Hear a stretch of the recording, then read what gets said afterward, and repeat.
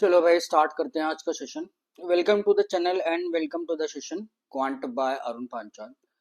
तो गाइस ये आपका कंटिन्यूड सेशन है ना, नंबर सिस्टम का जो भी हम लोगों ने प्लान किए थे आपके टॉप 50 क्वेश्चंस। और ये आपका मैं बता देता हूँ ना, दोनों एग्जाम्स के लिए है भाई, क्लर्क के लिए भी और पीओ के लिए भी। ठीक है भाई, सिंपल सी बात है ना, जो क्वेश्चन आपको लगे कि भाई लेंदी है, ऑब्वियस सी बात है, थोड़ा सा उस पीओ की लेंथ के, तो आप उसको स्किप कर दो अगर आप अभी नहीं करना चाहते। ठीक। और ऐसा तो है नहीं ना कि भाई जो बेसिक आइडिया होगा वो क्लर्क का अलग होगा, पीओ का अलग होगा। भाई लेंथ और थोड़ी सी पॉसिबिलिटीज या थोड़ा सा मैं बोल सकता हूँ इक्वेशन फ्रेमिंग आपकी क्या है, पीओ के हिसाब से हो जाती है। क्लर्क में थोड़ा सा भाई उसका वेटेज और उसी लेंथ है ना, और जो कॉन्सेप्ट डेंस होता है वो उसके हिसाब से, बट बेसिक तो जहां से जनरेट होगा वो तो सिंपल रहेगा ना, है ना। तो एक सेशन मैं ले चुका हूँ आपका पार्ट 1 करके, वो मैंने लाइव लिया था, है ना। अब देखो लाइव हो या आपका रिकॉर्डेड हो, मोस्ट प्रोबेबली क्या ये सेशन आपका ना रिकॉर्डेड रहेगा, या फिर मैं इसको प्रीमियम कर दूंगा। कहने का मतलब है आपको 9 PM आपको वीडियो रेगुलर मिलेगा, ठीक है, जिससे आपकी कनेक्टिविटी भी बनी रहे, टॉपिक की कंटिन्यूटी भी बनी रहे। ठीक है, स्ट्रक्चर्ड वे में हम चीजें कर भी ले। ठीक है, चाहे वो लाइव हो, चाहे वो आपका रिकॉर्डेड हो, चाहे वो आपका प्रीमियम हो, प्रीमियर सेशन मतलब प्रीमियर अगर मैं कर रहा हूँ तो वो कोई इश्यू नहीं रखता। ठीक है, तो थोड़ा सा मैंने ऑलरेडी बताया था, थोड़ा सा बैलेंस करके चलेंगे हम, है ना, कि अगर मैं बात करूं कि अगर 100% तो 60% या 50%, आप ऐसा मानो 50-50 सेशन हम लोग करेंगे, है ना। आधे आपके लाइव कर लेंगे, आधे आपके क्या कर लेंगे, रिकॉर्ड कर लेंगे। ठीक है, लाइव में मैं थोड़ा सा मेरे को ये होता है कि भाई नंबर ऑफ क्वेश्चन है ना, जैसे बहुत लेंदी है, 2-2.5 घंटे का अगर वीडियो, तो उसे को मैं क्या करता हूँ पार्ट्स में रिकॉर्ड कर करके मर्ज कर करके आपको एक, है ना, एक जो टॉपिक है, एक जो टॉपिक स्ट्रेंथ या जो मैं बोल सकता हूँ कि जो भी आपका कॉन्सेप्ट है वो एक बार में आ जाता है। लाइव में क्या होता है कि बहुत लंबा में गैप नहीं मिल पाता मुझे। ठीक, तो जो सेशन 1-1.25 घंटे का होगा उसे हम लाइव लेंगे, है ना। लाइव ऐसा नहीं कि लाइव नहीं लेंगे, ठीक है। बाकी जो भी सेशन होंगे हमारे वो आपके 1:1 की रेशो में आप मान के चलिए। सारी बातें एक साइड करते हैं, इंपॉर्टेंट ये है कि सेशन आपको 9 बजे मिलेगा, है ना, 5 to 6 days in a week, चाहे वो आपका रिकॉर्डेड हो चाहे वो आपका लाइव। ठीक है, मान के चलते हैं कि 4 से 5 दिन हम लोग आपके मीन्स के सेशन होंगे। ठीक है, और एक इन्फॉर्मेशन ऑलरेडी मैं आपको बता चुका हूँ क्या, कि जैसे कि ये कंबाइंड है, टॉपिक कर रहे हैं ना, एक तरीके से वन शॉट ही हम लोग कर रहे हैं। वन शॉट है तो भाई नंबर सिस्टम है, उसमें आपका मैं अलग अलग से तो करूंगा कि क्लर्क का अलग करूंगा, पीओ का अलग करूंगा। जो प्रैक्टिस जो आपके सेशन होंगे, मिक्स सेशन होंगे, उसमें मैं लिख सकता हूँ कि हाँ भाई ये राइस सीरीज, राइस का मतलब है कि एसबीआई पीओ और एसबीआई और आईबीपीएस पीओ हटा के जितने भी आपके सेम लेवल ऑफ डिफिकल्टी के एग्जाम्स होते हैं ना, क्लर्क वाले, एसबीआई, आईबीपीएस और आरआरबीस, है ना, उनके लिए होती है। ठीक है, डॉन में क्या लिख दूंगा भाई, अगर जैसे मैं डीआई ले रहा हूँ तो डीआई सिर्फ और सिर्फ, हाँ डीआई में तो मैं वाइफरगेट कर सकता हूँ कि हाँ भाई ये पीओ लेवल का है, ये आपका क्लर्क लेवल का है, तो उसे मैं आपका वाइफरगेट कर दूंगा कि हाँ भाई ये डॉन सीरीज का है। अगर हम लोग 4 सेट कर रहे हैं तो उनका जो लेंथ है, उनका जो इक्वेशन मेकिंग है, ये पीओ के हिसाब से। ठीक है, तो आई होप अब आपको क्लियर नहीं होगी, दोनों सीरीज जैसी चल रही है वैसे ही चलती रहेगी, बट आप थोड़ा सा आप ये चेंज हुआ है कि जैसे कि एक टॉपिक अगर मैं कर रहा हूँ नंबर सिस्टम, तो उसको मैं कंबाइंड करूँ। ठीक है भाई, मॉक कर रहे हैं हम लोग, या टॉप 10 अर्थमेटिक के क्वेश्चन कर रहे हैं, टॉप 15 कर रहे हैं, 15 क्वाड्रेटिक कर रहे हैं, कुछ कर रहे हैं, तो वो मैं थोड़ा सा बाइफरगेट कर सकता हूँ, डीआई में कर सकता हूँ, है ना, अर्थमेटिक में कर सकता हूँ, केसलेट्स में कर सकता हूँ। ठीक है, चलो तो देख लेना प्लेलिस्ट, आप देखो हमेशा प्लेलिस्ट में क्या क्या दिया हुआ है, राइज में राइज के हिसाब से दिया हुआ है, और कुछ जो वन शॉट्स होंगे वो वन शॉट्स में भी आपके पास होंगे, और डॉन में भी कुछ आपके पास कॉमन सेशंस होंगे, है ना, जैसे कि नंबर सिस्टम मैंने दोनों में डाला है, राइज में भी डाला हुआ है अपडेटेड प्लेलिस्ट में, और आपका डॉन में भी डाला है। तो इसका मतलब ये आपके जो भी कंफर्ट जोन है, जैसा भी आप फील करते हो कि भाई अभी मुझे पीओ का नहीं करना, मुझे क्लर्क करना है, तो आप लोग उसके हिसाब से प्लान कर सकते हो। ठीक, तो आई होप, मैं समझता हूँ अब कोई भी कंफ्यूजन नहीं होगी। ठीक है, और सेकंड आप आ जाओ, है ना, बैच का अगर आप बोल रहे थे, है ना, बैच की मैं सारी डिटेल्स दे चुका। अगर आपको लग रहा है कि बैच की कुछ ऐसी डिटेल आएंगी, है ना, कि शेड्यूल आएगा, है ना, और उसके बाद थर्सडे को ये टॉपिक, मंडे को ये टॉपिक, ट्यूसडे को टॉपिक, तो वो अभी पॉसिबल नहीं है। स्ट्रेट एक सिंपल सा बैच चल रहा है यार, ₹99 का आपको पेमेंट करना है, जो यूट्यूब पे सबके लिए ओपन है। ये पेमेंट सिर्फ वही करे कि ऑब्वियस सी बात है, वो वही करेगा ना जब आप यहाँ से आप पढ़ रहे हो, मेरी आपकी फ्रिक्वेंसी मैच हो रही है, ठीक है, और आपको इनसे बेनिफिट मिल रहा है, तब आप ₹99 का पेमेंट कर सकते हो। ठीक है, ये वही स्टूडेंट के लिए ये सारी चीजें हैं जिसको थोड़ा बहुत बेसिक आइडिया है ना। मैं ये बिल्कुल भी नहीं बोलूंगा कि भाई कि आप आओ सारी चीजें आपकी क्लियर, नहीं भाई, लेवल 0 वाला काम नहीं है। लेवल 0 आप थोड़ा सा अगर आप एक ब्रशअप करके आएंगे, कनेक्टिविटी टॉपिक की करके आएंगे, तो अगर आप यहाँ पर आ रहे हो मीन्स के भले सेशन चेक लो, डेफिनेटली वो आपको कनेक्ट होंगे, क्योंकि जो भी एक्सप्लेनेशन में रखता हूँ आपके ना, वो दोनों स्टूडेंट्स को ध्यान में रखता हूँ कि हाँ भाई अगर किसका टॉपिक स्ट्रेंथ अभी फिलहाल इतना नहीं है तो उसको भी कनेक्ट हो जाए चीज। ठीक है, तो अब क्लियर है, बैच का कोई ऐसे शेड्यूल वाल नहीं है, सिंपल सी बात है भाई, नंबर सिस्टम में हमने किया है, परसेंटेज हम लोग वन शॉट में आप जाके देखो कर लिया है, टाइम स्पीड डिस्टेंस हम लोगों ने कर लिया है, नंबर सिस्टम में प्लान कर रहे हैं यार, 50 क्वेश्चन यार यकीन मानो बहुत होते हैं। कहाँ से आएगा यार क्वेश्चन? क्या एसबीआई पीओ कहाँ से बना देगा कोई कोई चीज क्वेश्चन? अगर आप रेगुलरली कहीं से भी पढ़ रहे हो, यहाँ से भी पढ़ रहे हो, कहीं से भी आप पढ़ रहे हो, तो आप रेगुलर पढ़ो भाई, है ना। कोई ऐसा डिफरेंस नहीं होता है कि मैं आपको अलग पढ़ा रहा हूँ या दूसरा कोई बंदा आपको अलग पढ़ा रहा है। कोई they all are equal, but matter क्या करता है कि भाई फ्रिक्वेंसी आपकी जिससे मैच हो जाए वो आपके लिए बेस्ट है। भाई मेरे से अगर, ऐसा तो है नहीं हर स्टूडेंट मेरे से ही पढ़ना चाह रहा हो, भाई सिंपल है यार, फ्रिक्वेंसी मैच नहीं होती। बहुत सारे स्टूडेंट्स की मेरे से फ्रिक्वेंसी मैच नहीं होती है, बोलते हैं कि भाई पहले हम ब्रशअप करेंगे फिर आपके पास सेशन करेंगे। तो आपकी जिससे फ्रिक्वेंसी मैच हो रही है कंटिन्यूटी मेंटेन करो और अपनी स्ट्रेंथ अपनी वीकनेस देखो क्या क्या है। भाई मुझे यहाँ पे कंफर्टेबल लग रहा है, मुझे यहाँ से चीजें मेरी सॉर्ट आउट हो रही है, दैट इज सो सिंपल। ठीक है, तो भाई बार बार है ना इस चीज को ₹99 को ना थोड़ा सा मुझे भी ठीक नहीं लग रहा। आपको कंफर्टेबल लग रहा है ना, अगर लग रहा है तो उसमें फिर आप देरी मत करो, ₹99 का पेमेंट आप कर सकते हो। और सेशन अगर आपको लगता है कि यूजफुल है तो अपने फ्रेंड्स में जो भी स्टडी सर्कल्स है ना सब में आप उसको सर्कुलेट करो, बताओ कि हाँ भाई ₹99 में है ना मेंस का चाहे कोई सा भी आपका एग्जाम हो उसके लिए पूरा प्लान है। अभी तो पूरा टाइम भी है आपके पास, है ना। एग्जाम जब आपके पास आएंगे एकदम से अफरा तफरी मच जाएगी, है ना, तो उस टाइम सेशन को मेरे लिए भी मैनेज करना मुश्किल हो जाता है। तो धीरे धीरे आप करते रहोगे अभी से मीन्स, तो आप कहाँ से कहाँ पहुंच जाओगे यार, 5-6 महीने बाद आपके मीन्स के एग्जाम होने स्टार्ट होंगे। ठीक है, तो आप इसको भाई पेमेंट करो, जिसको लग रहा है कि हाँ भाई मेरी मैच हो रही है मैं यहाँ से पढ़ भी रहा हूँ, तो उसमें डिले मत करो। या तो इस स्कैनर से कर लो, है ना, या फिर ये पीआई आईडी है आप इससे कर लेना। और एक बार थोड़े से चेंजेस है, जैसे लाइव सेशन होते हैं उसमें डिस्क्रिप्शन में आप देख लिया करो मेरे भाई, है ना। और कमेंट्स भी आप देख लिया करो एक बार। ग्रुप के लिए टेलीग्राम ग्रुप अलग है ना, टेलीग्राम ग्रुप अलग है जिसमें आप चैट कर सकते हो, वो भी क्यूएपी के नाम से है ना। उसकी आईडी जो आई थिंक लास्ट नंबर होगा दैट वाज 88 होगा, है ना, अरुण पांचाल समथिंग करके 88। तो उसमें आप डाउट और ये सब चीजें कुछ भी पूछ सकते हो। बट जो चैनल है वो आपको आप सपोर्ट कर सकते हो, उस पर जाके सब्सक्राइब कर सकते हो, है ना। और जो भी जैसे पोल होता है बस उस पर आप मैसेज नहीं कर सकते। तो कंफ्यूजन मत रखो ना, दोनों आप ज्वाइन करो, है ना। क्योंकि मैंने अभी देखा कल या परसों मैसेज आया स्टूडेंट्स के कितने महीने से, मतलब उनको शायद ये मेरी तरफ से कमी रही कुछ भी रहा हुआ कि उनको ये पता ही नहीं कि ग्रुप ग्रुप भी है। ठीक है, तो ऐसा ना हो आप चैनल पे पोस्ट कर रहे हो या कोई इन्फॉर्मेशन या ग्रुप आप पूछना चाह रहे हो, है ना, तो वहां पर मैसेज तो होगा नहीं, तो मैसेज तो ऑब्वियस सी बात है भाई ग्रुप में ही होगा। ठीक है, ऑल इज क्लियर। ठीक है, स्टार्ट करते हैं। पहला सेशन ले चुका हूँ पार्ट 1 करके, सारे क्वेश्चन आप कर लेना, है ना। ये लिंक है आपका, है ना, मैं कोशिश करूंगा नेक्स्ट वाली स्लाइड में ना दोनों लिंक्स आपको यहाँ पर दे दूं, अदरवाइज आप एक बार डिस्क्रिप्शन बॉक्स में देख लेना, कमेंट में देख लो नीचे, है ना, आपकी पीडीएफ में मिल जाएगी, है ना। और आपके लिंक्स भी मिल जाएंगे टेलीग्राम्स के, दोनों आपके लिंक्स मिल जाएंगे, तो दोनों को आप प्लीज ज्वाइन कर लीजिएगा। ठीक है मेरे भाई, चलो तो स्टार्ट करते हैं।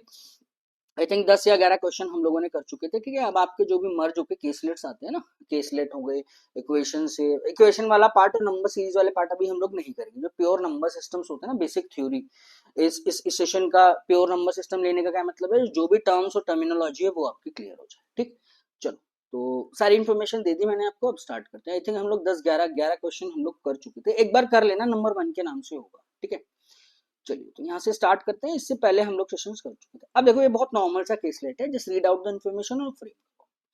6 एलिमेंट दिए मुझे A B C and D are arrange in the increasing order. Increasing order में तो ऑर्डर मुझे पता चल गया भाई, A less than B less than C less than D less than E, और ये क्या है लेस देन एफ, ये ऑर्डर होगा इनका। अब देखो बी प्लस सी, पी और क्यू कुछ टर्म्स है, बी और सी यहाँ पर भी दिया हुआ। देखो B plus C two B minus C, दो इक्वेशन दो वेरिएबल, पी और क्यू की मुझे वैल्यूज यहाँ पर दी हुई। पी और क्यू को कैसे डील करोगे, देखो पी तो सिंपल दिया था, HCF of two consecutive positive, दो कॉन्जिक्यूटिव पॉजिटिव नंबर्स का एचसीएफ हमेशा 1 होता है ना। हाँ भाई एक नंबर इवन होगा एक नंबर ऑड होगा, कभी भी क्या एक इवन और एक ऑड नंबर में कभी भी आपको क्या क्या कोई कॉन्जिक्यूटिव नंबर में, है ना, क्या कोई कॉमन फैक्टर मिलता है, इसका मतलब वो ये चीज बार बार है ना। इसका मतलब दोनों के दोनों दो कॉन्जिक्यूटिव पेयर्स हमेशा क्या होते हैं आपके को प्राइम्स होते हैं जिनका एचसीएफ 1 होता है। तो पी की तो समस्या क्लियर होगी ना, पी इक्वल टू 1, है ना। नेक्स्ट आ जाओ, एलसीएम दिया हुआ है R 4p and 6, R is the smallest prime number, है ना, तो एलसीएम एक्चुअली 4, आर की आर और सॉरी आर का मतलब I think smallest prime number 2 होता है ना। 4 टाइम्स ऑफ पी, मैंने इसको 4 ले लिया, इसको ले लिया भाई मैंने 6। अब इसका एलसीएम आप देखो, इसका एलसीएम 12 हो जाएगा, इसका मतलब क्यू की भी आपकी समस्या क्या हो गई खत्म। तो मेन क्या हुआ, इन दोनों पॉइंट से पी और क्यू का जैसी वैल्यू मिली ना, तो देखो दो इक्वेशन है ना, दो वेरिएबल है, इसको सॉल्व करके आप ए बी एंड सी तक पहुंच सकते हो। तो पॉइंट ऑफ कनेक्टिविटी क्या है, एक तो ऑर्डर पता है आपको, है ना, और बी और सी की वैल्यू आप निकाल दो। नेक्स्ट आप आओ, E is equal to 4 times of A और E की मुझे वैल्यू पता है, और A is a multiple of 10, difference between C and D is 50% as that of D and E। ठीक है, तो कनेक्शंस तो है इसमें, है ना, बट आपको फ्रेम करना है। अब कैसे फ्रेम करेंगे हम लोग? सबसे पहले ना जो स्ट्रेट डाटा है वो निकालो। तो जैसे B प्लस सी है, इसने सीधा सीधा दे दिया आपको, कितना है, 1 पुट कर रहा हूँ, सिर्फ वैल्यू पुट कर रहा हूँ यहाँ पे, 1 प्लस 1 है ना, 1 प्लस 1 2 का स्क्वायर कितना होता है भाई, 4 आ गया। Q की वैल्यू कितनी है मेरे पास, 12 दी हुई है, R की वैल्यू भी 2 ही है ना, 2 का स्क्वायर कितना आ गया, 4 है ना, और ये कितना आ जाएगा 8, यानी I got the value. B plus C कितना आ रहा है मेरे पास, 12 8 20 4 24 4 28, एक इक्वेशन तो ये फ्रेम हो जाएगी। ठीक है, सेकंड क्या आता है, this is 2B minus C, Q की वैल्यू 12 है, 12 में से मैं क्या घटाने वाला हूँ, 4 टाइम्स ऑफ P, 4 घटा दिया मैंने, 8 आ जाएगा। ठीक है, दो इक्वेशन, दो वेरिएबल B एंड C तो मेरे पास निकल जाएगा, है ना, दोनों को ऐड किया, कैंसिल आउट हुआ, 3B आ गया मेरे पास, 36 आ गया। B की जो वैल्यू निकल कर आई वो कितनी आ जाएगी, 12। B वैल्यू 12 है, B प्लस C का सम 28 है, तो C की वैल्यू कितनी आ जाएगी मेरे पास, 16। ठीक है, B एंड C तक पहुंच गए हम लोग। अब आप देखो कि अब और चीजें कैसे कनेक्ट होंगी। B की वैल्यू कहाँ है, B ये रहा अपने पास 12, और C मेरे पास कितना आ गया, 16। अब देखो एक रेशो ये दिया होता है, E equal to 4A, where A is a multiple of 10, simple हो गया।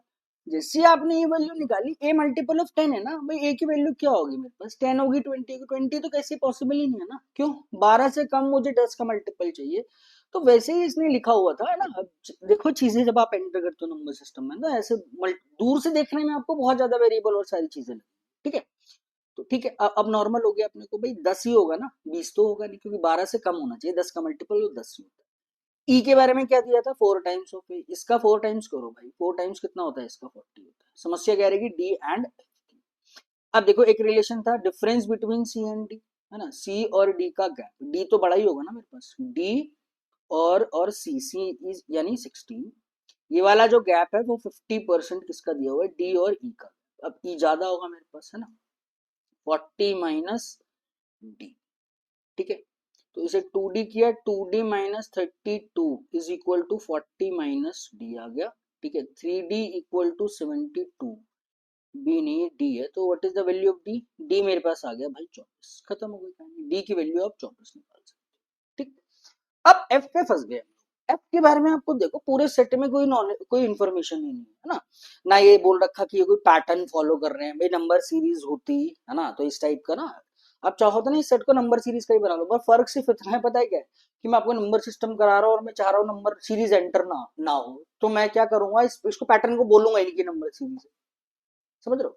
तो सारी चीजें सेम ही है, नंबर सीरीज, आपकी इक्वेशंस और नंबर सिस्टम ये सब क्लब करके ही आती है चीजें, है ना, तो बहुत ज्यादा कोई इतना आपको नॉलेज या इस सब की चीजों की जरूरत नहीं है, बेसिक टर्मिनोलॉजी की जरूरत है। ठीक है, चलो अब हम लोग फंस गए एफ पे, एफ हम लोग भाई नहीं निकाल सकते। ठीक, अब आप क्वेश्चन देखो, क्वेश्चन इसने क्या क्या दिया उससे थोड़ा आइडिया लगेगा। Find the value of D, हाँ वैल्यू ऑफ डी अभी अभी निकाला है मैंने, कितना आ रहा है मेरे पास, 24 आ जाएगा। ठीक है, वैल्यू ऑफ डी आ गया 24, हटाओ इसको।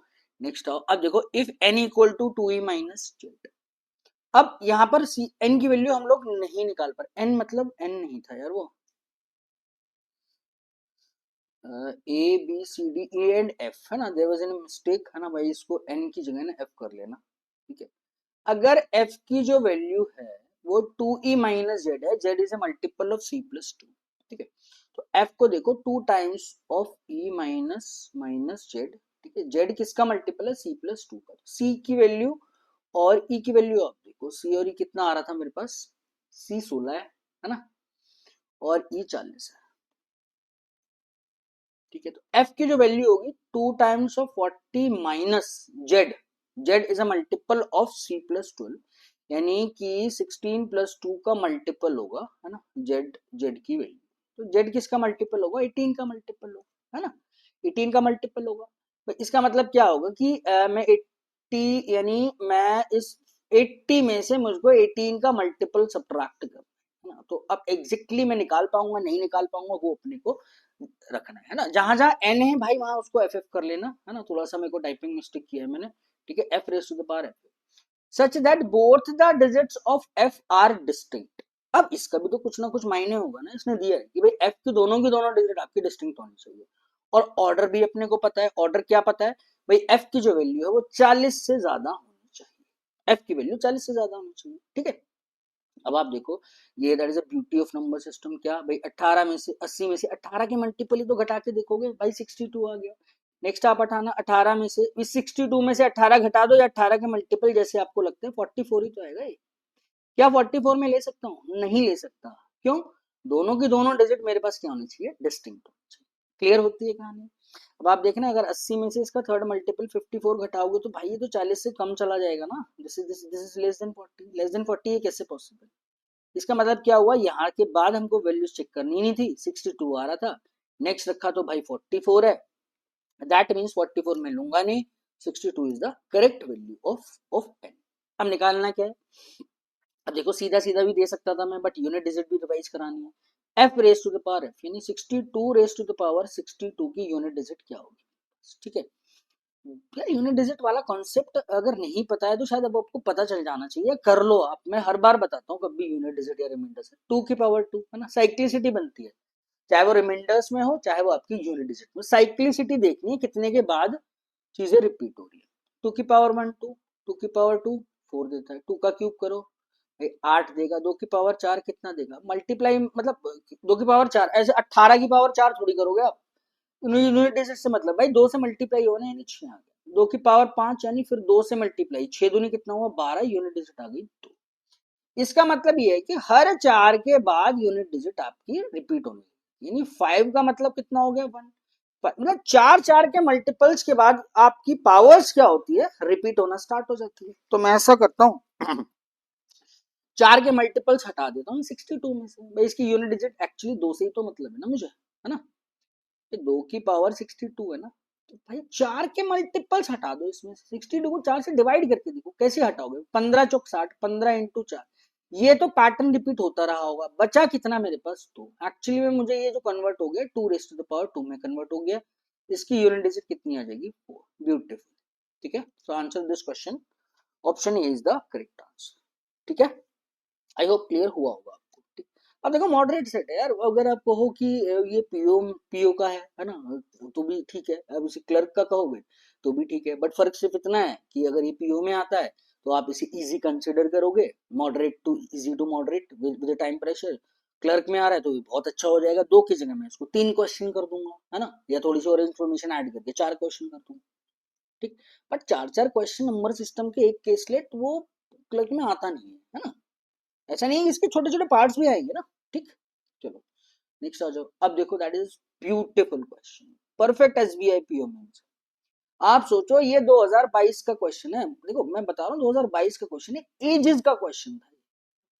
सिर्फ एजेस ना लेके मैंने सिंपल आपके बोल दिया कि 3 आपके पॉजिटिव इंटीजर है। इंटीजर भी हम लोग एजेस पॉजिटिव इंटीजर्स में ही लेते हैं, वो मैंने आपका नंबर सिस्टम में आपका ले लिया। ठीक है, तो कॉन्सेप्ट सारा वही रहता है।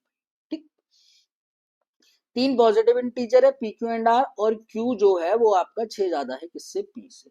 क्यू जो है वो 6 ज्यादा है किससे? पी से। Is R is greater than P, है ना, डाटा सफिशिएंसी का क्वेश्चन है। Which of the following statement is are true? नहीं है यार, रियली सॉरी यार, थोड़ी सी ना टाइपिंग मिस्टेक ज्यादा हो गई भाई, सॉरी भाई। मुझे निकालना है कि is R is greater than P, है ना। मुझे क्या करना है, ये पता लगाना है कि क्या आर मेरा पी से बड़ा है। अब देखो डाटा सिर्फ 2 स्टेटमेंट है भाई, पी से बड़ा है, हाँ बड़ा है, डिसाइड कर पा रहे हो भाई। आर पी से बड़ा नहीं है, हाँ नहीं है, ये भी डिसाइड अब कर पा रहे हो, है ना। तो मतलब क्या, आप डिसाइड कर पाओ, है ना। या तो मेरे पास R is greater than P आए, या फिर R is less than P आए। बट ऐसी सिचुएशन ना बने कि कुछ वैल्यूज पे आर ग्रेटर देन पी आ रहा है, कुछ वैल्यूज पे आर लेस देन पी आ रहा है। भाई बड़ा है भी और बड़ा नहीं भी है ना। भाई इसने पूछा क्या है, क्या आर पी से बड़ा है? हाँ बड़ा है, इसका मतलब पता लगा लिया। आर पी से बड़ा है? नहीं है, पता लगा लिया। इसका मतलब द टारगेट इज क्या? फिक्स वैल्यूज कितनी भी आए, फिक्स आए या ना आए, चाहे मल्टीपल वैल्यूज है, बट ये पता चल जाए भाई बड़ा है या नहीं। बस ये बीच में ना हो कि भाई एक बार आ रहा है एक बार नहीं आ रहा है। ठीक है, तो ये क्लियर हो गया कि पूछ क्या रहा है एक्चुअली में निकालना। फर्स्ट स्टेटमेंट पे आओ।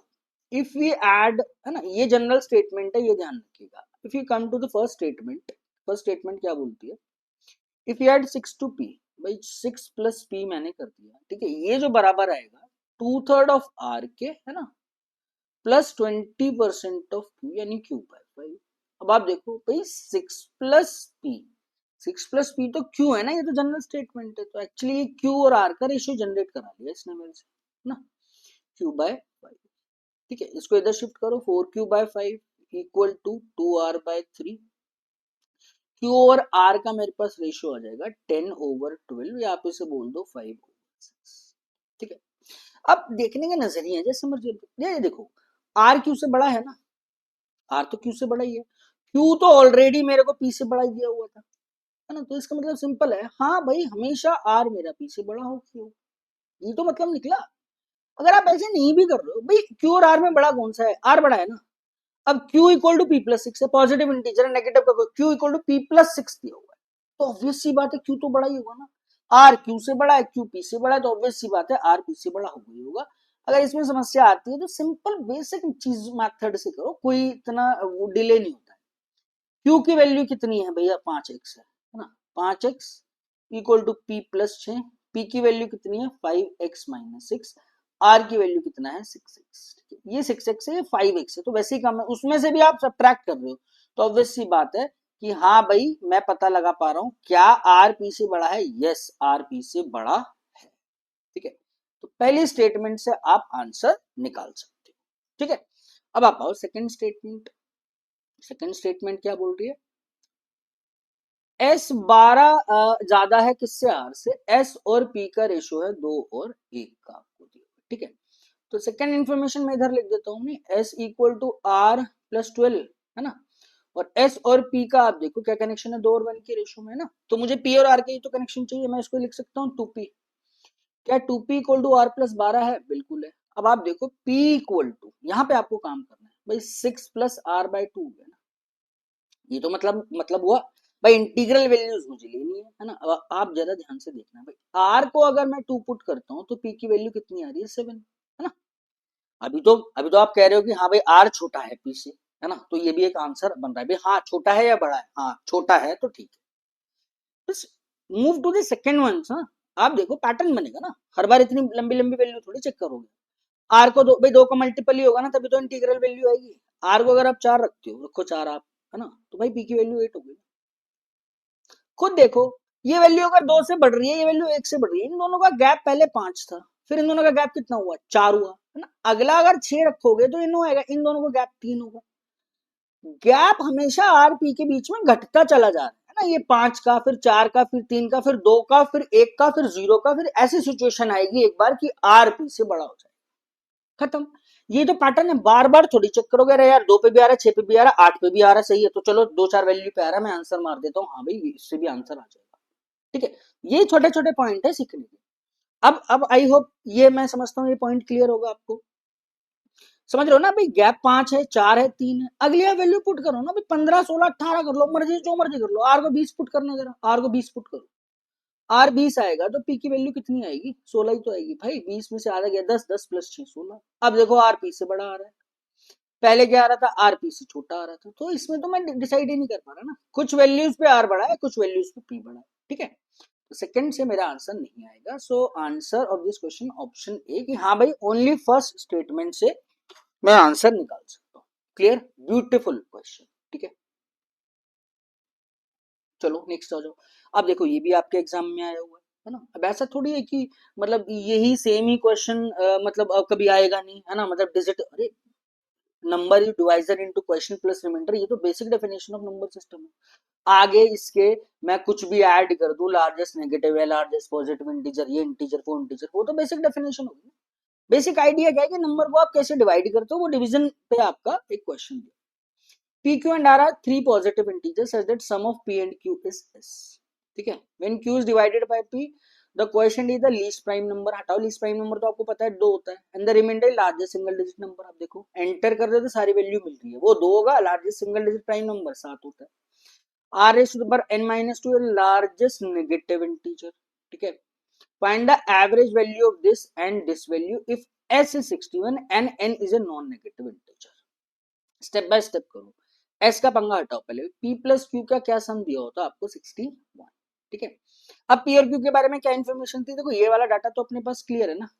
ठीक है, जब आपने क्यू को डिवाइड किया पी से तो क्या आएगा, तो क्वोशिएंट यानी नंबर इक्वल डिवाइजर, जिससे डिवाइड कर रहे हैं, मल्टीप्लाई बाय क्वोशिएंट, है ना।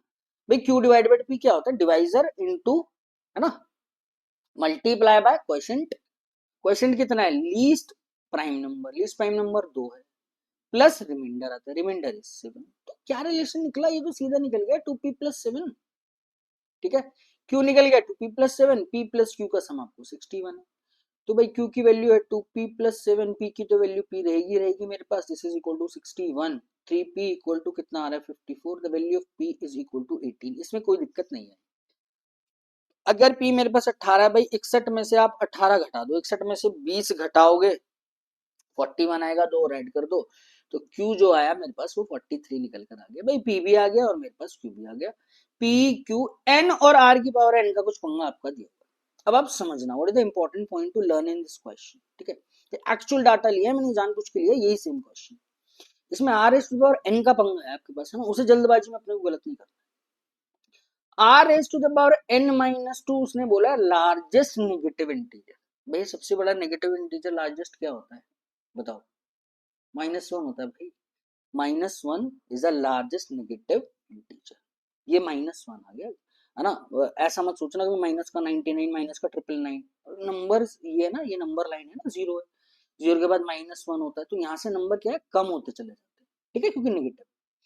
r raise to the power n equal to यानी 2 -1, r raise to the power n equal to कितना आ गया 1।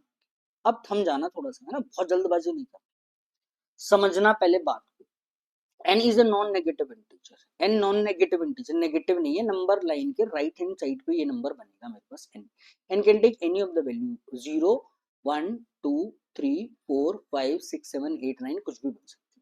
हमेशा से मैंने आपको केसेस बताया ना कि एक नंबर है, कोई भी एक नंबर है, उससे उसकी रेज टू द पावर अगर आप x कर रहे हो, कुछ भी समथिंग है, तो दो केसेस होंगे ना। क्या केसेस होंगे समझो भाई, या किसी भी नंबर की पावर अगर मैं जीरो करता हूं तो वो 1 होती है। किसी भी नंबर की पावर आप जीरो कर लो वो 1 होती है। ठीक है, आर को आप कुछ भी रख लो 1 होती है। ठीक है, सेकंड क्या होता है, सेकंड केस क्या होगा कि अगर 1 की कुछ भी अगर आप पावर करते हो, 40 50 60 70 80 90 100 1000, तो भी मेरे पास कितना आता है, 1 निकल कर आता है।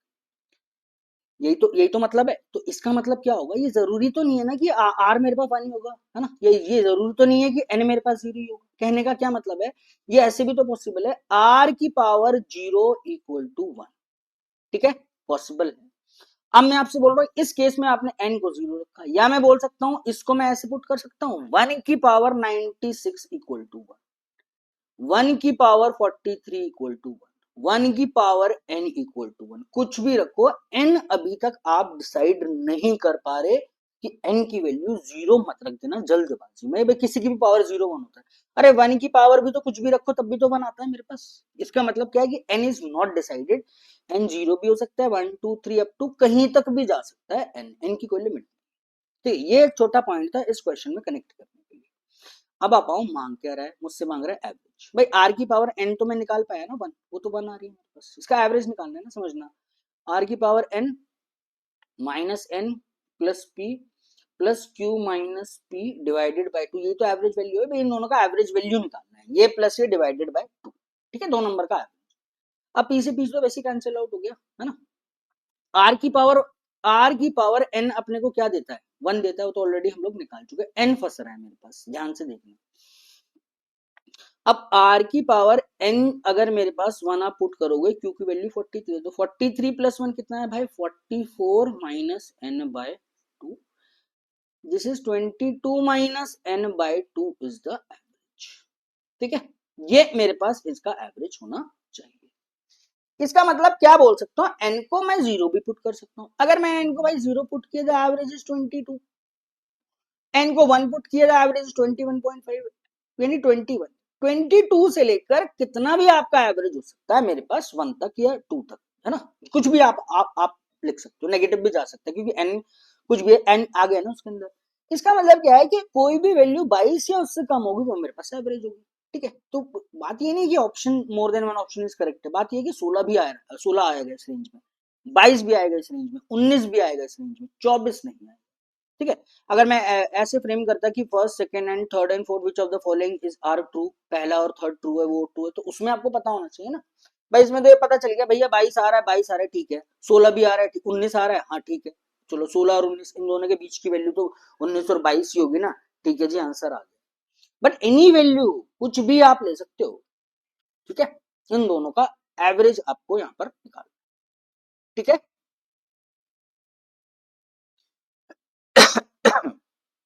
तो ऐसा नहीं करना आर की पावर, है ना, आप जीरो मतलब एन को आप जीरो ही पुट कर दो मेरे भाई, ठीक है। ऐसा बिल्कुल नहीं है, ठीक है। आप वन भी ले सकते हो, टू भी ले सकते हो, थ्री भी ले सकते हो, फोर भी ले सकते हो, कुछ भी आप ले सकते हो, ठीक। चलो, तो नेक्स्ट आ जाओ भाई। 1 मिनट वेट करना, बस 1 मिनट, है ना।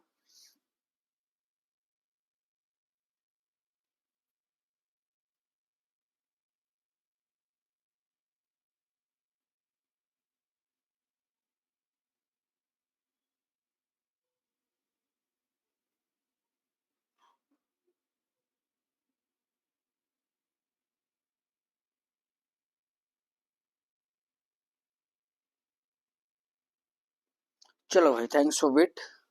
चलो जी, नेक्स्ट बढ़ जाओ अब। अब देखो क्वांटिटी वाला आपका question, that is again beautiful question, बढ़िया क्वेश्चन है आपका। चार डिस्टिंक्ट इवन नेचुरल नंबर मुझे दिए हुए, इनका ऑर्डर भी आपको दे दिया, P Q R and S with an average of 12.5, R मेरा 10 से ज्यादा। तो क्वांटिटी वन क्वांटिटी टू, हर बार कुछ ना कुछ अलग अलग इन्फॉर्मेशन है। तो सबसे पहले जनरल तो मुझे पता होना चाहिए ना, पी क्यू आर और एस का अगर मैं सम की बात करूं तो वो कितना होना चाहिए मेरे को, 12.5, ठीक है। 12.5 की मल्टीप्लीकेशन अगर मैं 4 से कर देता हूँ तो मेरे पे 50 आने वाला है, ठीक है। ये मुझे पता चला पी क्यू आर एस का सम मेरे पास 50 हो, ठीक। और आर जो होना चाहिए वो 10 से बड़ा होना चाहिए। अब आओ क्वांटिटी वन के लिए अगर हम लोग काम करते हैं, ठीक है। पी क्यू आर और एस, इनका ऑर्डर भी आप ध्यान रखिएगा, पी क्यू आर और एस दिया हुआ है। निकालना क्या है क्वांटिटी वन के लिए, क्यू जो है 22.22% less than that of P है ना।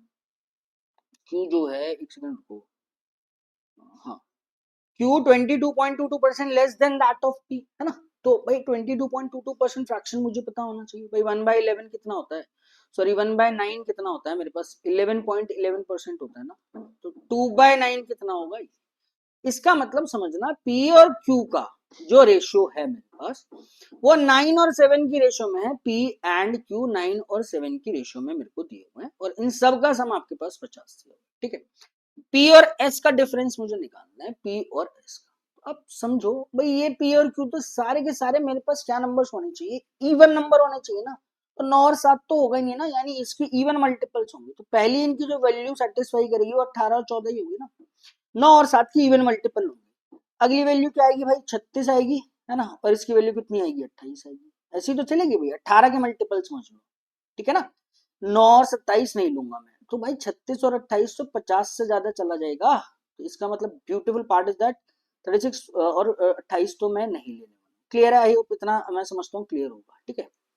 इससे आप हटाओ, पहली से क्या पता चला, पहली स्टेटमेंट से 18 और 14 होगी पी और क्यू की वैल्यू। इसे आप 18 ले लो, है ना, इसको 14 ले लो। अब देखो इन दोनों का सम कितना आ गया, 32, ठीक है। अब इन दोनों का जो सम बचा वो मेरे पास कितना आ जाएगा, 18 आ जाएगा, ये तो होगा। खुद देखो, आर मेरे पास 10 से बड़ा है मेरे भाई, आर की वैल्यू क्या ही रखोगे, 12 ही तो रखोगे, इवन है। अगर आर 12 रखा तो एस मेरे पास कितना आ गया, 6 आ गया, ठीक है। अगर मैंने आर 12 रखा तो एस मेरे पास 6 आ गया।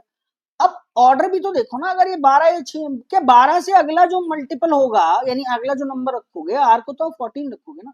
बट 14 कैसे पॉसिबल है, क्यों, अरे ये 18 है, 14 है, आर जो 14 तो ज्यादा होना चाहिए ना आर से, तो 12 एक ही सिंगल पॉसिबिलिटी बनी, है ना, कि इसका मतलब 12 ही इसकी वैल्यू होनी चाहिए। क्लियर है, इसमें कोई दिक्कत नहीं, बहुत नॉर्मल था। कि भाई पहले मैंने देखा 9 और 7 का मल्टीपल, अब 9 और 7 की रेशियो में अगर है, लेकिन वो नंबर्स मेरे पास क्या होने चाहिए, इवन होने चाहिए। तो इवन के लिए भाई मेरे को इसको 18 करना पड़ा, 18 और 14 के ही मल्टीपल्स होंगे, ठीक है। देखा आर मैंने, आर अगर 10 से बड़ा है तो 12 रख के देख लिया, 12 और 6 मेरे पास आ रहा है। अगला वैल्यू रखूंगा 14, which is not possible, 12 he possible है, क्योंकि 14 और 14 दोनों इक्वल हो जाएंगे, ठीक है।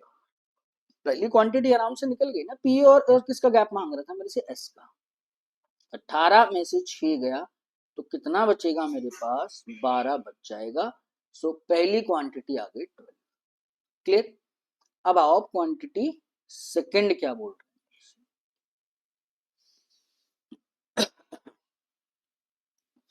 क्वांटिटी सेकंड क्या बोलता है, पी क्यू आर एस का सम मेरे को पता है ना, ऑर्डर भी मुझे पता है, इन सब का सम कितना होगा 50। R is a multiple of 12, अगर ये 12 का मल्टीपल है, 12x मान लो या 12 का multiple, difference between P and R is 10, P और आर का गैप 10 का है, अगर इसको 12 लूंगा तो भाई इसको 22 लेना पड़ेगा, है ना। अब समझ में आ रहा है, नंबर बहुत ज्यादा डिफिकल्ट नहीं है। सिर्फ 24 लोगे तो, है ना, तो इससे आप 10 ज्यादा करोगे, इसको तो 34 ले लोगे। 34 और 24 तो पॉसिबल नहीं है ना, एक ही पॉसिबिलिटी बनती है भाई, बस ये बहुत बहुत ज्यादा काम नहीं करना। 34 24 पता है ना मुझे, 50 से तो ज्यादा जा रहा है, इसका मतलब क्या है कि भाई 34 और 34 एंड 24 में नहीं लूंगा, 22 और 12 यही एक पॉसिबिलिटी बनती है। अब आप आओ नेक्स्ट पॉसिबिलिटी आओ, और क्या बोलता है, difference between, find the difference between Q and S. अब मुझे टारगेट करना है क्यू और एस, ठीक है। अब आप ध्यान से देखना, समझना जरा आप वैल्यूज को। भाई 12 और 14 यानी Q प्लस एस का जो सम मेरे पास निकल कर आ रहा है वो कितना होगा मेरे पास, भाई 22 ये आ गया यानी 16 होगा इसका सम 16 होगा, है ना। Q की जो वैल्यू होगी वो 12 से तो ज्यादा होगी ना, Q की वैल्यू 12 से ज्यादा होगी, Q की वैल्यू 12 से ज्यादा होगी, सबसे 14 रखोगे, है ना, और मुझे इसको कितना रखना पड़ेगा, 4 रखना पड़ेगा, नहीं नहीं, हाँ 14 और ये कितना आ जाएगा 2 आ जाएगा, ठीक है, कितना है 16 है। अब अगला जैसे आपने इसको 16 रखा तो ये तो मेरे पास जीरो हो जाएगा ना, जीरो तो कैसे हो जाएगा, यही बोल रखा है कि इवन ना नेचुरल नंबर्स भी मुझे दिए है ना, तो जीरो तो मैं इसको रख ही नहीं सकता। That mean there is a single possibility क्या, कि भाई यहाँ पर भी मेरे पास सिर्फ 14 एंड 2 ही मेरे पास वैल्यू हो पा रही है, क्यू को तो रखा मैंने 14, एस को रखा मैंने इधर, ठीक है। तो देखने में ऐसा लग रहा था, बस क्या है, ये अच्छा अच्छा भी क्वेश्चन है, बट जब आप एंटर करोगे ना तो बहुत सारी चीजें ना एक ही उसमें हो जाएगी, एक पॉसिबिलिटी ही चेक करनी पड़ी, वही सेटिस्फाई करेगी, सेकंड पे तो हम लोग जान ही रहे, वो सारी एलिमिनेट हो जाएंगी आपके पास, ठीक है। मैं समझता हूँ ये आपको क्लियर होगा। तो रिक्वायर्ड गैप आप देख लो, इस बार क्यू और एस का गैप मांग रहा है भाई, 14 और 2 का गैप मुझे चाहिए, तो 14 और 2 का गैप मेरे पास कितना हो जाएगा, 12 हो जाएगा। दोनों केस में गैप कितना आ रहा है, 12 एंड 12 आ रहा है, that means quantity 1 is equal to quantity, ठीक।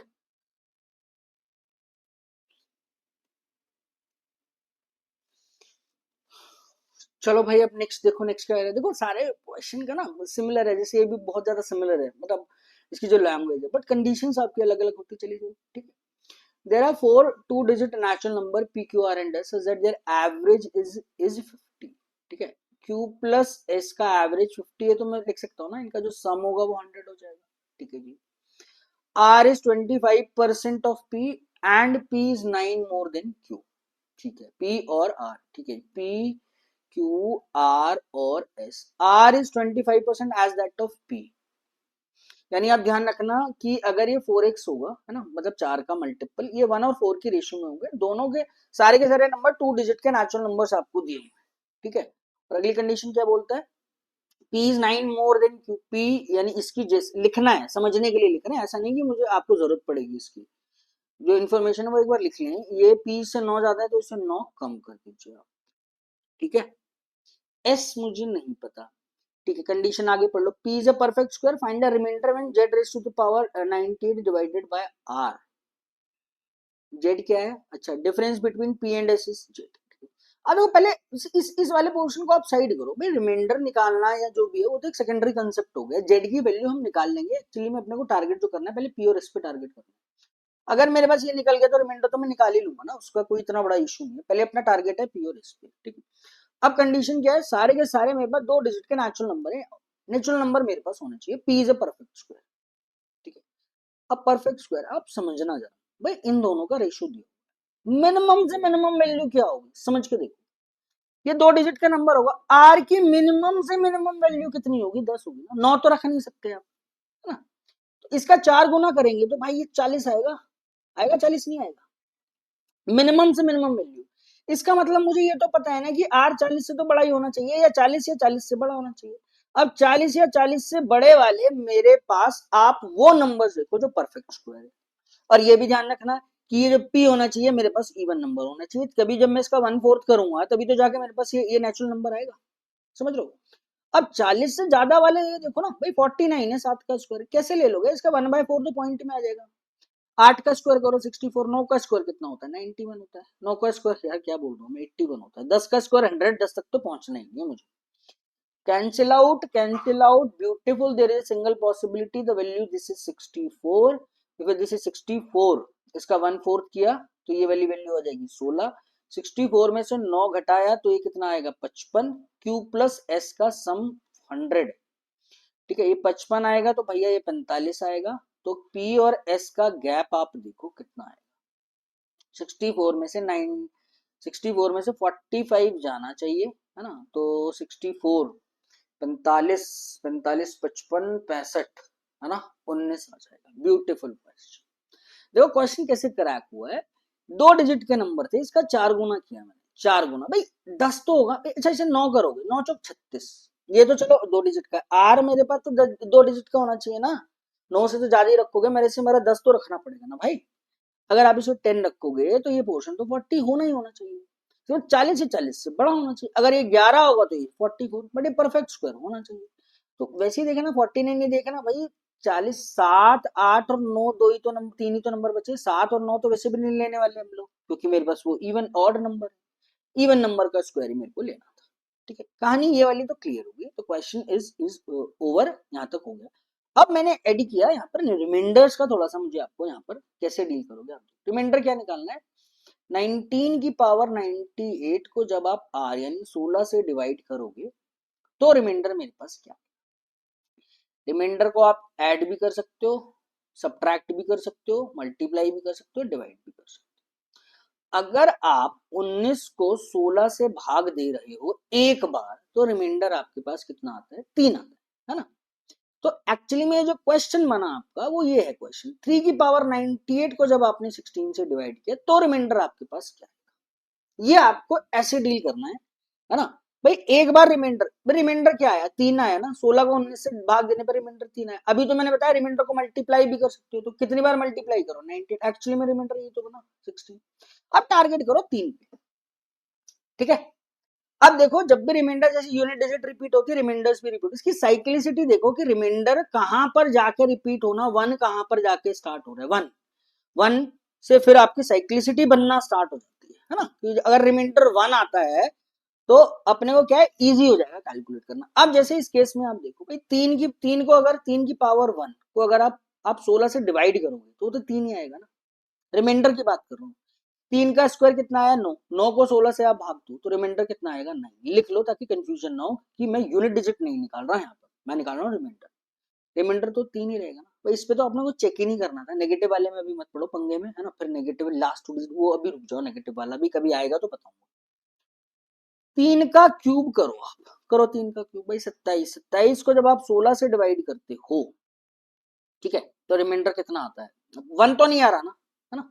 1 पे आप फोकस करो, 1 या 2 पे, या कुछ ऐसा पैटर्न बना दो कि मैं उस पर कर लू। ठीक है, अब इस पे तो रिमाइंडर मेरे पास भाई कितना आ रहा है, 1 तो नहीं आ रहा है। 27 और 16 गैप रिमाइंडर कितना आ रहा है मेरे पास, 11। 3 की पावर 4 को अगर आप 16 से डिवाइड करोगे तो रिमाइंडर कितना आएगा आपके पास, बताओ रिमाइंडर कितना आएगा भाई। 3 की पावर 4 कितना होता है, 81। 16 से आप डिवाइड करो, 16 पंजे कितना होता है, 80। 16 पंजे कितना हुआ, 80, यानी रिमाइंडर यहाँ पर कितना आ रहा है, 1 निकल कर। Beautiful concept. रिमाइंडर ज्यादा नहीं पढ़ना आपको, इतने से आपका काम चल जाएगा। ठीक है, समझ में आना चाहिए कि भाई मैंने ये वाला पोर्शन निकालना। आप समझो ना, मैं साइक्लिसिटी चेक कर रहा हूँ। साइक्लिसिटी हो सकता है एक के बाद 2 स्टेप के बाद मिले, 3 स्टेप के बाद मिले। मैंने इतना तो समझ में आया ना कि 3 की पावर 98 डिवाइडेड बाय 16 ना। आप देखो अभी आपको ये पता चला, 3 के स्क्वायर को अगर मैं 16 से डिवाइड करता हूं तो मेरे पास रिमाइंडर 9 आता है। ठीक है, अब देखो थोड़ा सा यहीं से आप देख लेते हैं, रिमाइंडर 9 आ रहा है। एक्चुअली में अब ये किसमें कन्वर्ट हो गया समझने के लिए, ये क्वेश्चन हो गया 9 की पावर 49 डिवाइडेड बाय 16। ये भी तो हो गया, यही तो हुआ क्वेश्चन। अब देखना 9 का स्क्वायर करता हूं तो मेरे पास कितना आता है वो, 81। 81 को अगर मैं 16 से डिवाइड करता हूँ, 16 पंजे तब रिमाइंडर 8 आता है, यानी हर 9 की पावर 2 पे रिमाइंडर 1 आ रहा है, या फिर 3 की पावर 4 पे रिमाइंडर 1 आ रहा है। That is the same thing ना, 9 के चक्कर में भी ना पड़ो, 3 की पावर 4 पे आ रहा है, या आप उसको ऐसे रिड्यूस कर लो, 3 की पावर 4 पे मेरे पास रिमाइंडर 1 आता है, तो हर 4 पे रिमाइंडर 1 आ रहा है, यानी 3 रेज टू द पावर 4, है ना। और मैं क्या करता हूँ, इसको 16, 4 से अगर आप 24, है ना, मतलब 98 जैसे आप यूनिट डिजिट में करते थे ना भाई, हर 4 पे रिमाइंडर 1 आ रहा है। 3 की पावर 8 पे भी रिमाइंडर 1 आएगा, 3 की पावर 12 पे भी रिमाइंडर 1 आएगा, 4 के मल्टीपल्स पे रिमाइंडर 1 आ रहा है। तो भैया 98 को 4 से डिवाइड कर लो आप, मोटी मोटी भाषा ये होती है। कितना है 96, 96 इज अ मल्टीपल ऑफ 4 है ना, 24 चौक 96, तो हटा दो। अब बचा एक्चुअली मेरे पास कितना, 3 का पावर 2, 3 की पावर 2 कितना होता है 9, 9 को अगर मैं 16 से डिवाइड करता हूँ तो मेरे पास रिमाइंडर कितना आएगा 9, पानी खत्म। ठीक है, तो जैसे आप यूनिट डिजिट में साइक्लिसिटी देखते हो, आप रिमाइंडर्स में भी आप थोड़ा सा साइक्लिसिटी देख सकते हो, बहुत ज्यादा नहीं करना अपने आपको, ये भी बहुत है, बहुत ज्यादा है। ठीक है, इतना आपको बताना चाहिए, रिमाइंडर की साइक्लिसिटी भी आपकी बनती है। ठीक है, चलो आई होप क्लियर हुआ होगा। इंपॉर्टेंट पॉइंट था मेरे को ना ये क्वेश्चन, तो ये तो ठीक है, ये तो हमारे जिस लेवल के चल रहे हैं मॉडरेट वो चल ही रहे हैं, हम लोग कर ही रहे हैं, बट क्या एक्स्ट्रा एड ऑन ये रिमाइंडर वाला पोर्शन में था। क्वेश्चन में मैं इस वाले क्वेश्चन को हटा देता, इसको हटा भी दो तब भी आपका काम चल जाएगा भाई, ये ठीक है, मैंने पी और एस का गैप निकाल दिया तब भी मैं इस टाइप का क्वेश्चन आपको मिल जाए। ठीक है, नेक्स्ट अब देखो एलसीएम एचसीएफ के यहाँ पर क्वेश्चन कुछ स्टार्ट हो जाएंगे आपके, है ना, एक दो क्वेश्चन। अब देखो मैं अपनी मर्जी से नहीं करा रहा, आपका एलसीएम एचसीएफ का क्वेश्चन आरआरबी पीओ मेंस में आया हुआ, आपको डेफिनेशन पता होनी चाहिए भाई एलसीएम और एचसीएफ की। एलसीएम में एक्चुअली क्या होता है, आपके पास common part and uncommon part दोनों होते हैं, मल्टीप्लीकेशन। एचसीएफ में आपके पास क्या होता है भाई, कॉमन पार्ट होता है ना, कॉमन पार्ट दोनों में से कौन सा कॉमन है वो तो वाला पार्ट होगा ही होगा, है ना, एचसीएफ होता है 2 नंबर का कॉमन वाला। एलसीएम में क्या होती है, क्या टर्म्स होती है, अगर आप उसके फैक्टर्स करोगे, अनकॉमन पार्ट जो दोनों में कॉमन नहीं है और दोनों में जो कॉमन पार्ट है वो आपके पास होना चाहिए। ठीक, अब देखो क्वेश्चन कितना बढ़िया है, सिर्फ डेफिनेशन से होने वाले क्वेश्चन है। एचसीएफ किया जेड और 360 का वो तो 70 आ रहा है, और एलसीएम ऑफ जेड और 60 का वो 420 आ रहा है, Z equal to 35 Y square. समझना, अब आप ये देखो एचसीएफ है ना, जेड और 630 का यहाँ पर तो 70 आ रहा है आपके पास एचसीएफ, तो इतना तो मुझे पता है ना कि जेड भाई 70 तो जेड में भी होगा ना, Z is a multiple of 70, Z is a multiple of 70, भाई 70 तो कम से कम होगा ही ना मेरे पास, 70 का मल्टीपल होना चाहिए मेरे पास, है ना। एक्चुअली में क्या है कि this is a multiple of 70, और यहाँ देखो ये 630 है, 70 इंटू 9 आ रहा है ना, तो ये तो एक ही पॉसिबिलिटी बनी भाई, 70 इंटू 1 और 70 इंटू 9, ऐसी तो आप लोग क्वेश्चन करते हो हम लोग कि एचसीएफ के भाई दोनों में 70 पार्ट होना चाहिए जो एचसीएफ, और ये वाला पार्ट मेरे पास को प्राइम होना चाहिए।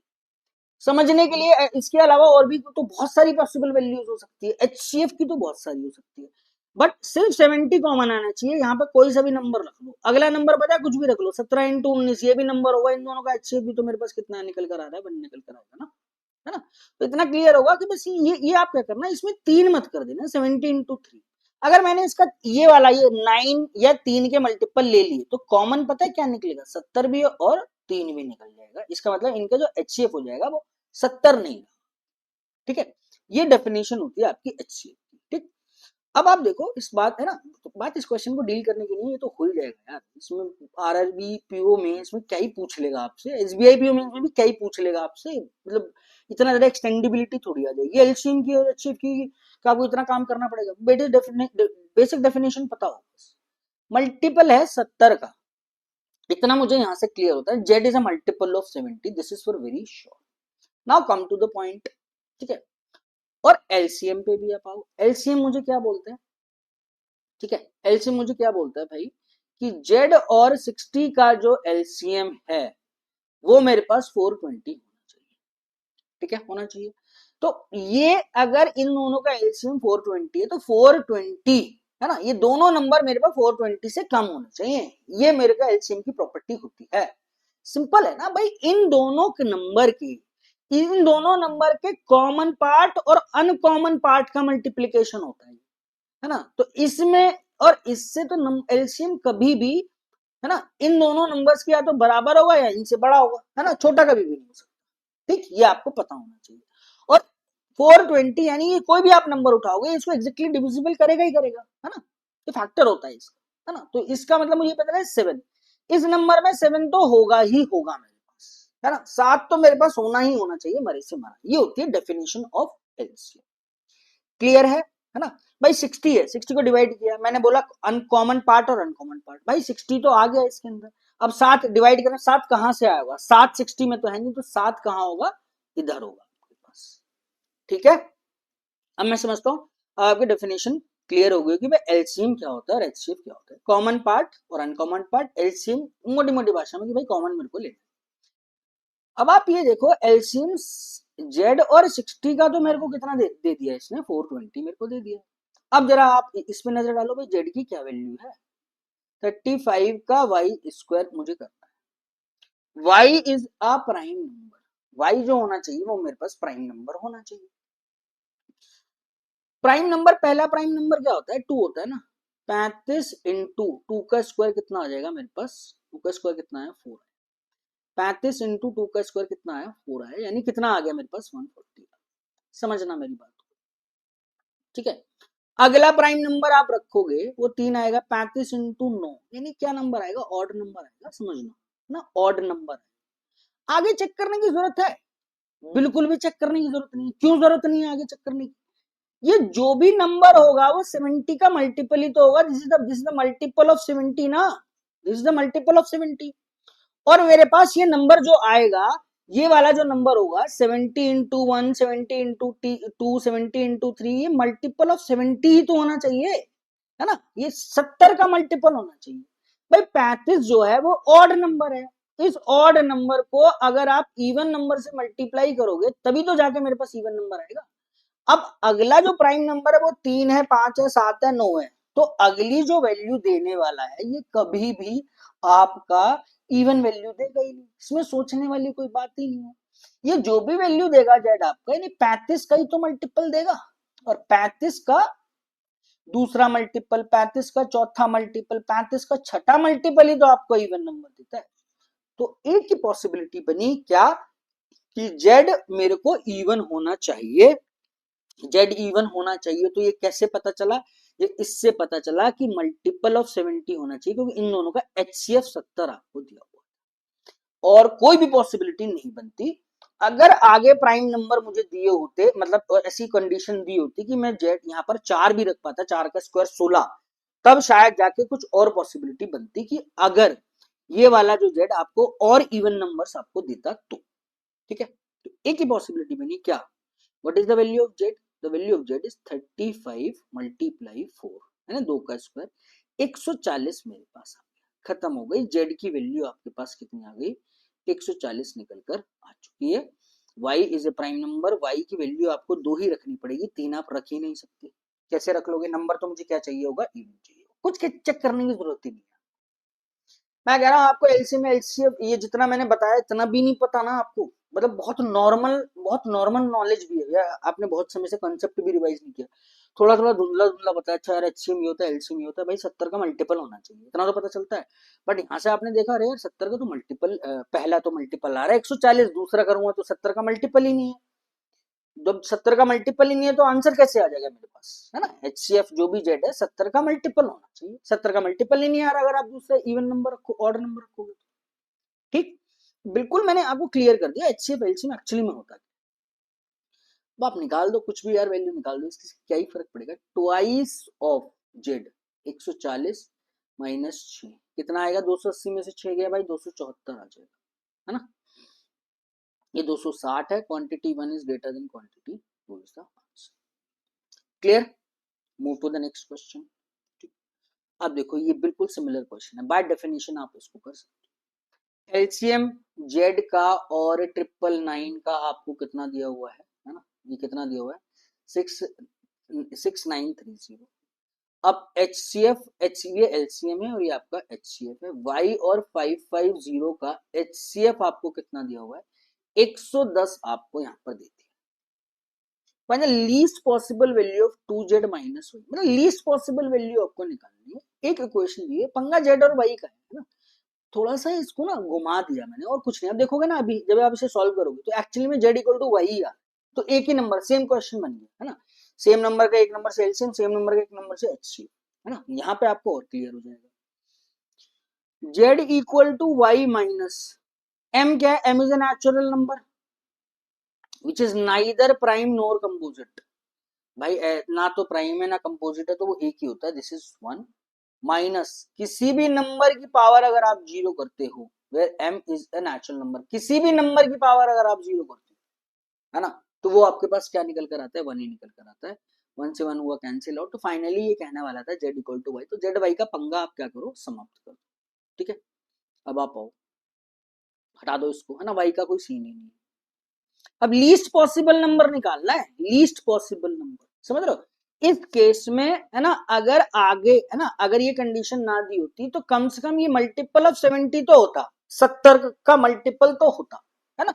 अब आगे 140 भी हो सकता था, ये 280 भी हो सकता था, ये समझ रहे हो कि ये नंबर 9 यानी को प्राइम नहीं होना चाहिए, समझ रहे हो। ये लीस्ट पॉसिबल हम लोगों ने निकाला था, 70 का मल्टीपल होना चाहिए, ठीक है। अब इसके हिसाब से क्या आया कि जेड को इसने डिफाइन किया कि 35 का भी, तो इसके हिसाब से 140 है। बट अगर बात करें लीस्ट कॉमन मल्टीपल की तो वो 70 होगा यहाँ पर, ठीक है। तो लीस्ट वैल्यू आ रही है इधर, आपने से क्या मांग रहा है, ध्यान रखना लीस्ट वैल्यू मांग, ठीक। तो अब आप देखो ये जेड, अब भाई जेड और 550 का एचसीएफ 110 है, इसका मतलब मुझे ये तो पता चला कि Z is a multiple of 110 ना, Z is a multiple of 110, Z में 110 तो होना ही चाहिए आपके पास।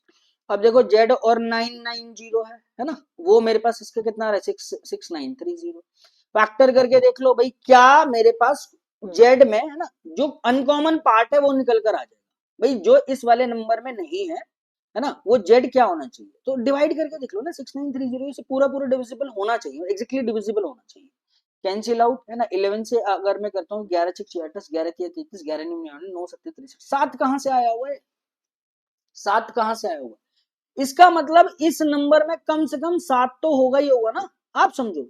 इस नंबर में कुछ नंबर्स आए होंगे, वो ये और ये, अब इसमें है या नहीं है वो कोई फर्क नहीं पड़ता, कॉमन वाला पार्ट आप लोगों ने ले लिया, है ना। अब अनकॉमन पार्ट आप देखो, ये 7 कहां से आया हुआ, ये सो सिंपल, फैक्टर जब आप कर रहे हो ना, फैक्टर्स समझो, ये फैक्टर ही तो कर रहा हूं मैं, इसका मतलब जेड में ही कम से कम 7 तो होगा ही होगा ना भाई। 7 और 990 का मेरे पास क्या है, एलसीएम कितना आ रहा है, 6930 आएगा मेरे पास एलसीएम। अब इसे 7 की जगह अगर आप 21 भी ले लोगे तब भी मेरे पास जो एलसीएम निकल कर आने वाला है वो तो यही आने वाला है ना, 6930, ठीक है। तो इसका मतलब इस नंबर में 7 तो आपके पास होना ही होना चाहिए, ठीक है। ये डिवाइड क्यों कर रहा हूँ समझो, देखो एलसीएम एचसीएम की डेफिनेशन बहुत ज्यादा जरूरी है भाई। 6930 एक तरीके से आपसे मोटा मोटा अगर इसको कर लो, इसके 10 कर लो है ना, इसे हटा दो है ना, और 11 11 से भी आपने डिवाइड किए थे इसको, 11 11 6 66 और 11 3 9 7 63, ये आएगा मेरे पास। जैसे प्राइम फैक्टर्स में अगर आप करोगे है ना, तो ये कितना आएगा भाई, 2 ये आ जाएगा है ना, 3 का स्क्वायर ये, 5 इंटू 7 इंटू 11। अब 990 के अगर आप फैक्टर करोगे वो आपको क्या देगा भाई, 3 का स्क्वायर है ना, इससे आप क्या करो, 11 इंटू 9, 11 इंटू 9 इंटू 10, भाई 11 भी है इसके अंदर है ना, 11 भी है इसके अंदर। एक मिनट रुको, मैंने कहा गड़बड़ कर दी, 10 10, हाँ 10 ये तो रहा, 3 का स्क्वायर इंटू 11 है ना, और 2 भी है और यहाँ पर 5 भी है, हाँ ठीक है। मैं 10 से कंफ्यूज हो रहा था, 10 का मतलब 2 और 5 में से, देखो 2 भी है यहाँ पर, 3 भी है, 5 तो 5 भी है, 11 भी है, तो 7 कहाँ से आया, इसका मतलब ये वो वाला जो नंबर होगा जेड, वो 7 का मल्टीपल होना जरूरी है भाई। ये नंबर 110 का मल्टीपल है, इधर से ये पता चला एचसीएफ 110 का मल्टीपल है, इधर से पता चला 7 का मल्टीपल है, तो मिनिमम से मिनिमम जो नंबर होगा मेरे पास वो 770 होना चाहिए, वो मिनिमम वैल्यू ही आपसे मांग रहा था। That means the least multiple या लीस्ट वैल्यू इज 770। अगर आप इससे आगे कोई भी वैल्यू करोगे वो 770 का मल्टीपल होगी, multiply by 2 multiply by 3 multiply by 4, ठीक है। तो आई होप इन दो क्वेश्चन को समझाने का है ना, इतना डीपली यही एक मतलब है। एचसीएम एलसीएम की डेफिनेशन आप समझ लो भाई, सिंपल है, एलसीएम है 2 नंबर का एलसीएम है, इसका मतलब इससे एग्जैक्टली डिविजिबल होंगे ही होंगे, फैक्टर्स होगा। एक क्या होता है, एक फैक्टर होता है, एक क्या होता है वो उसके मल्टीपल्स होते हैं, है ना। एचसीएफ में क्या हो जाएगा, वो मल्टीपल्स हो जाएंगे, एलसीएम में क्या होगा, ये जो नंबर्स होंगे वो उसके फैक्टर्स हो जाएंगे, ठीक। अब आप देखो मिनिमम जेड और वाई का तो कोई पंगा ही नहीं था, 2z माइनस जेड ही कर लो, यानी जेड की वैल्यू मांग रहा था, जेड की minimum possible value 770। Sum of digits मांग रहा है इसकी, है ना, सम ऑफ इट्स डिजिट मांग लो, 7 7 7 और 7 कितना हो गया भाई, 14 हो जाए, ठीक। मैं समझता हूँ ये क्लियर हुआ होगा आपको, ठीक है। अब नेक्स्ट आ जाओ, अब देखो अगेन है ना, बिल्कुल थोड़ा सा चेंज किया है ना, टू रेस टू पावर है ना, अब एसबीआई पीओ मेंस में इसी लेवल का क्वेश्चन आया, मतलब two raise to power N करके, ये भी आपका एजेस का कोई क्वेश्चन था, इसके आप फिर इवन ऑड नंबर प्राइम में कर दो, एजेस में भी तो हम लोग यही करते हैं भाई, 4 पर्सन है फैमिली में, सबकी इंटीग्रल लीजिए। जहां पे उसने बोला कि 5 साल बाद इसकी एज ये होनी चाहिए, मैंने लिख दिया कि उस नंबर में से 5 घटा दिया मैंने, ठीक है। 4 कॉन्जिक्यूटिव पॉजिटिव इंटीजर्स, इनका ऑर्डर ये आपको दिया such that p is less then 60, p 60 से कम है, कॉन्जिक्यूटिव है, ध्यान रखना, ठीक है। तो कॉन्जिक्यूटिव इन सबका गैप 1 1 होगा, ठीक है। s is a multiple of a into p, q है q minus 11 two raise to the power n, n is an actual number, ठीक है। a square minus b square 16 in a and b are the actual numbers. s is a multiple of this. अब देखो अगर इन चारों में से किसी एक की भी वैल्यू निकल गई ना, सारे कॉन्जिक्यूटिव तो सारे निकल जाएंगे, s किसका मल्टीपल है, a और b का, तो पंगा कहां पड़ेगा, पहले a और b को आप सोल्व करो, ठीक है। a square minus b square कितना आ रहा है, 16 आ रहा है। अगेन बहुत कॉमन सी इक्वेशन है, a प्लस बी और a माइनस बी, ऐसी कुछ होगा। अब 60 16 के मल्टीपल्स को, a भी नेचुरल होना चाहिए भाई, क्या हो सकता है भाई, 1 इंटू 16 रख सकता हूँ, ये हो सकता है। अगला देखो 2 इंटू 8 हो सकता है, ये भी हो सकता है। अगला देखो 4 इंटू 4 हो सकता है, 4 इंटू 4 तो नहीं हो सकता, क्यों नहीं हो सकता, बताओ जी क्यों नहीं हो सकता 4 इंटू 4, भाई दो नंबर का सम भी 4, दो नंबर का डिफरेंस भी 4, ये तो पॉसिबल नहीं है। इसका मतलब इन दोनों में से ही कोई एक एक पेयर अपने पास बनेगा, ये दोनों के दोनों नेचुरल नंबर्स है। अगर मैं पहला इनकी कंडीशन लेता हूँ 1 इन 16, ये नहीं आएगा। a प्लस बी को अगर आप 1 रखोगे, नहीं 1 नहीं 16, a प्लस बी तो ज्यादा ही होगा ना, a माइनस बी को अगर आप 1 रख रहे हो, देखना जरा 2 टाइम्स ऑफ ए 17 आ रहा है, a नेचुरल नंबर है ना, इसका मतलब ये भी नहीं होगा। देयर इज सिंगल पॉसिबिलिटी, क्या a प्लस बी जो होगा मेरे पास वो क्या हो जाएगा, बताओ जी। a प्लस बी क्या आना चाहिए, a प्लस बी होना चाहिए 8, a माइनस बी कितना होना चाहिए आपके पास, बताओ जी, 2 ही तो होगा यार, हाँ ठीक है। तो this is 2a equal to 10, what is the value of a equal to 5 और b की वैल्यू 3 आ जाएगी, क्योंकि a प्लस बी 8, ठीक है। अब s जो है is a multiple of a into B, 5 into 3 यानी s जो है 15 का मल्टीपल होना चाहिए, ठीक है। और एक कंडीशन क्या है, एक रिस्ट्रिक्शन है p raise to the power 60। अगर आप ऐसे करो है ना, ऐसे करो, पहले आप p q r और s की वैल्यूज देखना आप जरा, समझना जरा, 15 यही तो होगी वैल्यूज, 15 का मल्टीपल। अगला अगला क्या होगा, 15 30, अगला 45, नेक्स्ट क्या होगी 60, अगली क्या होगी 75, ऐसे ही तो चलते चले जाओगे। लेकिन कॉन्जिक्यूटिव है, अगर ये वैल्यू 15 होगी तो इसको वैल्यू को कितना रखना पड़ेगा, 14 रखना पड़ेगा, इसको वैल्यू को कितना रखना पड़ेगा मेरे पास 13, इसकी वैल्यू को कितना रखना पड़ेगा 12, ये तो चलता चला जा रहा है, ठीक है। अब आप देखो भैया, इसको आप कितना रख लो 30, एक घटा दो 29, क्योंकि कॉन्जिक्यूटिव है ना, एक इसमें से घटा दो 28, एक इसमें से घटा दो 26, 45 अगर आते तो भैया 44 ये होता है, 43 हो जाएगा, 42 अपने पास हो जाएगा, 45 44 43 42। अगला अगर 60 है 59 ही होगा, 58 ही होगा, 57 ही हो जाएगा। अगला करोगे ना 75 जी 72 आ जाएगा आपके पास, बट p जो है लेस देन 60 है, तो ये 4 पॉसिबल वैल्यूज ही मेरे पास आती है, ठीक है। ये लिख रहा हूँ समझाने के लिए, मतलब ऐसा कुछ नहीं कि इतनी और इतनी सारी वैल्यू अब क्या करेंगे, ये आया वो क्वेश्चन है ना। आप देखो काम क्या करना है वो अपने को देखना है ना, एलिमिनेट क्या क्या करना है, p पे टारगेट करना है, और एक कनेक्शन q का भी आपको देखना है, r का तो वैसे कोई काम नहीं था आपका। भाई q की कौन सी ऐसी 11 में घटाऊंगा जो 2 की पावर्स में आपके पास आनी चाहिए, एन यानी 2 की पावर 1 2 3 कुछ भी 2 की पावर्स में आनी चाहिए।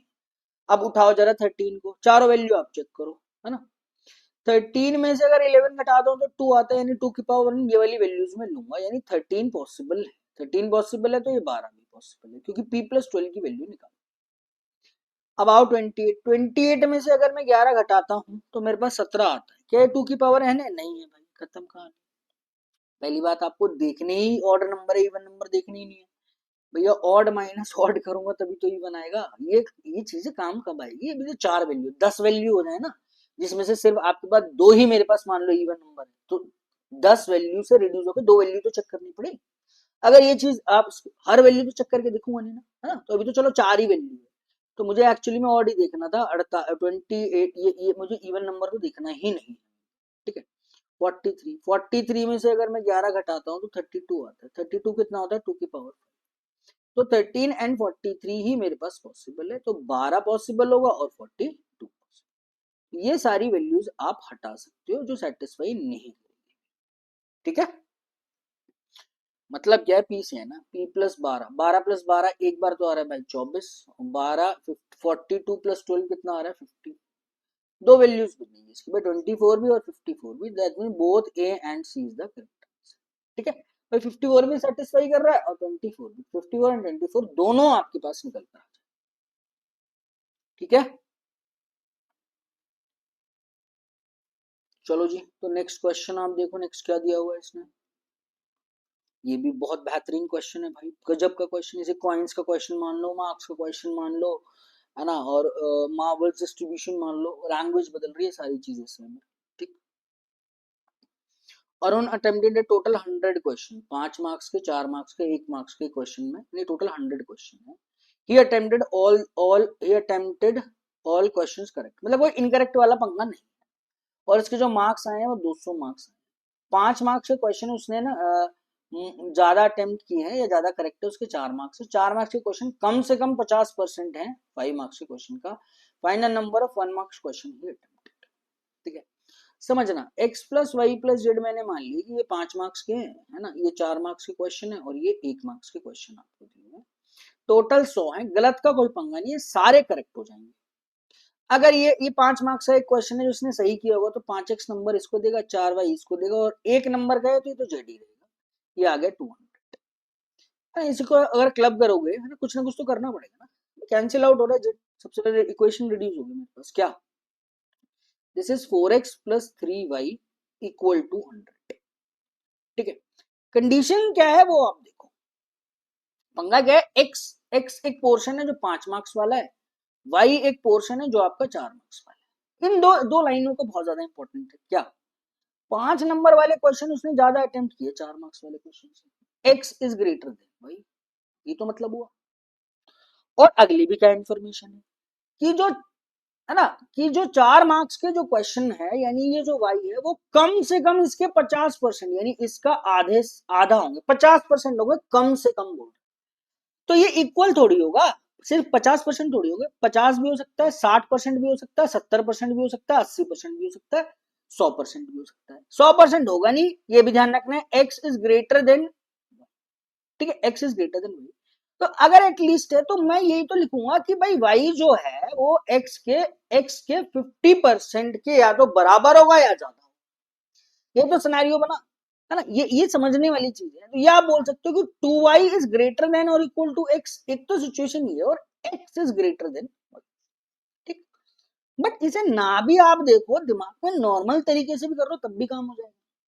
अब यहाँ पर आता है वैल्यूज आपको पॉसिबिलिटी रख के देखनी पड़ेगी। मैं कैसे करता हूँ, मेरे को क्या करनी है, देखो 4 है ना, ये कटेगा ना, ये 4 का मल्टीपल तो कुछ वैल्यू रिड्यूस हो जाएगी, है ना, 3, मैं इसको 4 को इधर करूंगा, 3 नीचे लाऊंगा तो वो कटेगा नहीं, तो थोड़ा सा क्या है कि बार बार वैल्यू, बार बार कैलकुलेशन ज्यादा करनी पड़ेगी। आप ये देखो मैंने क्या किया, मैंने x इसको 3y को उधर ले गया, ये क्यों किया मैंने, क्योंकि भैया ये कट रहा है 4 से, x की वैल्यू क्या हो गई 25 माइनस 3y/4, इतना क्लियर होता है मेरे को कहानी। बहुत नॉर्मल तरीके से आप वैल्यूज को पुट करो, बहुत नॉर्मल तरीके से, y को रखो 4, ठीक है, y 4 रखूंगा तो x किसके इक्वल आ रहा है 22 के, ये तो मतलब हुआ। अब ये इस लाइन से क्या बोलना चाह रहा है, या अब अगर आपको ये क्लिक हो रहा है तो ठीक है, ये भी तो सेम चीज है ना, y जो है x के 50% से ज्यादा या कम होना चाहिए, है ना, या आप बोल दो कि अगर y का मैं डबल करता हूं, y का अगर मैं डबल करता हूं वो x से बड़ा या बराबर होना चाहिए। y का डबल किया मैंने 8, क्या 8 22 से बड़ा आ रहा है, ये कैंसिल आउट हो जाए, अगली वैल्यू रखो आप 8, अरे यार इतना तो अब पता चल गया, 3 से डिक्रीज हो रही है वैल्यू, x की वैल्यू आएगी 19, y का डबल किया 16 आ रहा है, क्या 16 19 से बड़ा है, दिस कैंसिल आउट, अगली वैल्यू है 12, y को अगर 12 रखते हो तो x मेरे पास कितना आता है 16, y का डबल किया मैंने कितना आया 24, हाँ 24 मेरे पास 16 से बड़ा आ रहा है, that mean this is the fix value, sorry one first possible value. आगे मूव करो, y को 16 रखो आप तो x की वैल्यू कितनी आ जाएगी भाई 13 आ जाएगी, पॉसिबल ही नहीं है, क्यों, कैंसिल आउट, ये भी तो ध्यान रखना है कि x इज ग्रेटर देन, भाई फंटास्टिक क्वेश्चन, अल्टीमेट क्वेश्चन। ठीक है, अब आप देख लो भैया, ये SBI PO के सीन है, जिसे आप बोल दो तो डिफिकल्ट आ गया, SBI PO का आ गया, है ना, लेकिन हाँ ये आसान है। सत्य बात ये है कि मैं अगर यहाँ पे आप करूँ without time limit, without time pressure, तो इट क्रिएट्स अ प्रॉब्लम, है ना। वो सॉरी वो आसान होता है। एग्जाम में क्या होता है, थोड़ा सा लिमिटेड 45 मिनट है मेरे पास, 40 मिनट सेक्शन को मुझे मिल रहे हैं, है ना। तब कैसे मैं डील करूंगा, वो प्रेशर भी आपको, है ना, बहुत सारी चीजों तक आपको आपको क्या करना पड़ता है, आपकी एफिशिएंसी को रिड्यूस कर देता है। ठीक, बट कहने का इतना मतलब है, कहीं से भी पढ़ो, कैसे भी पढ़ो, चीजों को ना लिमिटेड वे में करो, है ना। और जो करने वाली चीजें वो करो। यकीन मानो, बिना आपसे कोई भी कहीं से भी आप पढ़ रहे हो, कुछ भी कर रहे हो, बिना आपका करा करा कंसेप्ट के बाहर कोई कंसेप्ट आ ही नहीं सकता। ठीक है, आएगा कहाँ से यार, वही तो आएगा। फ्रेमिंग ही तो अलग अलग होगी हर बार। ठीक है, ये क्लियर है, मैं समझता हूँ। हटा दो। तो वाई 12 और 16, है ना, कितना हुआ 28, ये दोनों का क्लब हुआ 28। जेड मुझसे मांग रहा था 1 मार्क्स के क्वेश्चन, 72 मेरे पास। ठीक है, नेक्स्ट आओ। ठीक है, क्लियर है। ये बेहतरीन क्वेश्चन था, one of the best question, है ना। अभी तक अगर 22 क्वेश्चन में अगर मैं चूज करूं, एक दो और होंगे, मतलब आई फील परफेक्ट 2 मार्क्स का क्वेश्चन। ये मैं आपका सोल्यूशन करा चुका हूँ लाइव में, है ना। क्योंकि शायद मैंने ये कहा था कि एक थोड़ा सा हैवी सा क्वेश्चन करा दूं, ताकि सेशन क्या है कल से अच्छे से एंड हो जाए। ठीक है, चलो तो आगे बढ़ते हैं। ये क्वेश्चन क्या है, इसको जरूर करना, इस 22 सेकंड वाले क्वेश्चन। ठीक है, चलो 1 सेकंड रुको, 1 मिनट रुको जरा, है ना। आगे क्वेश्चन करते हैं, फिर 1 मिनट रुक जाओ।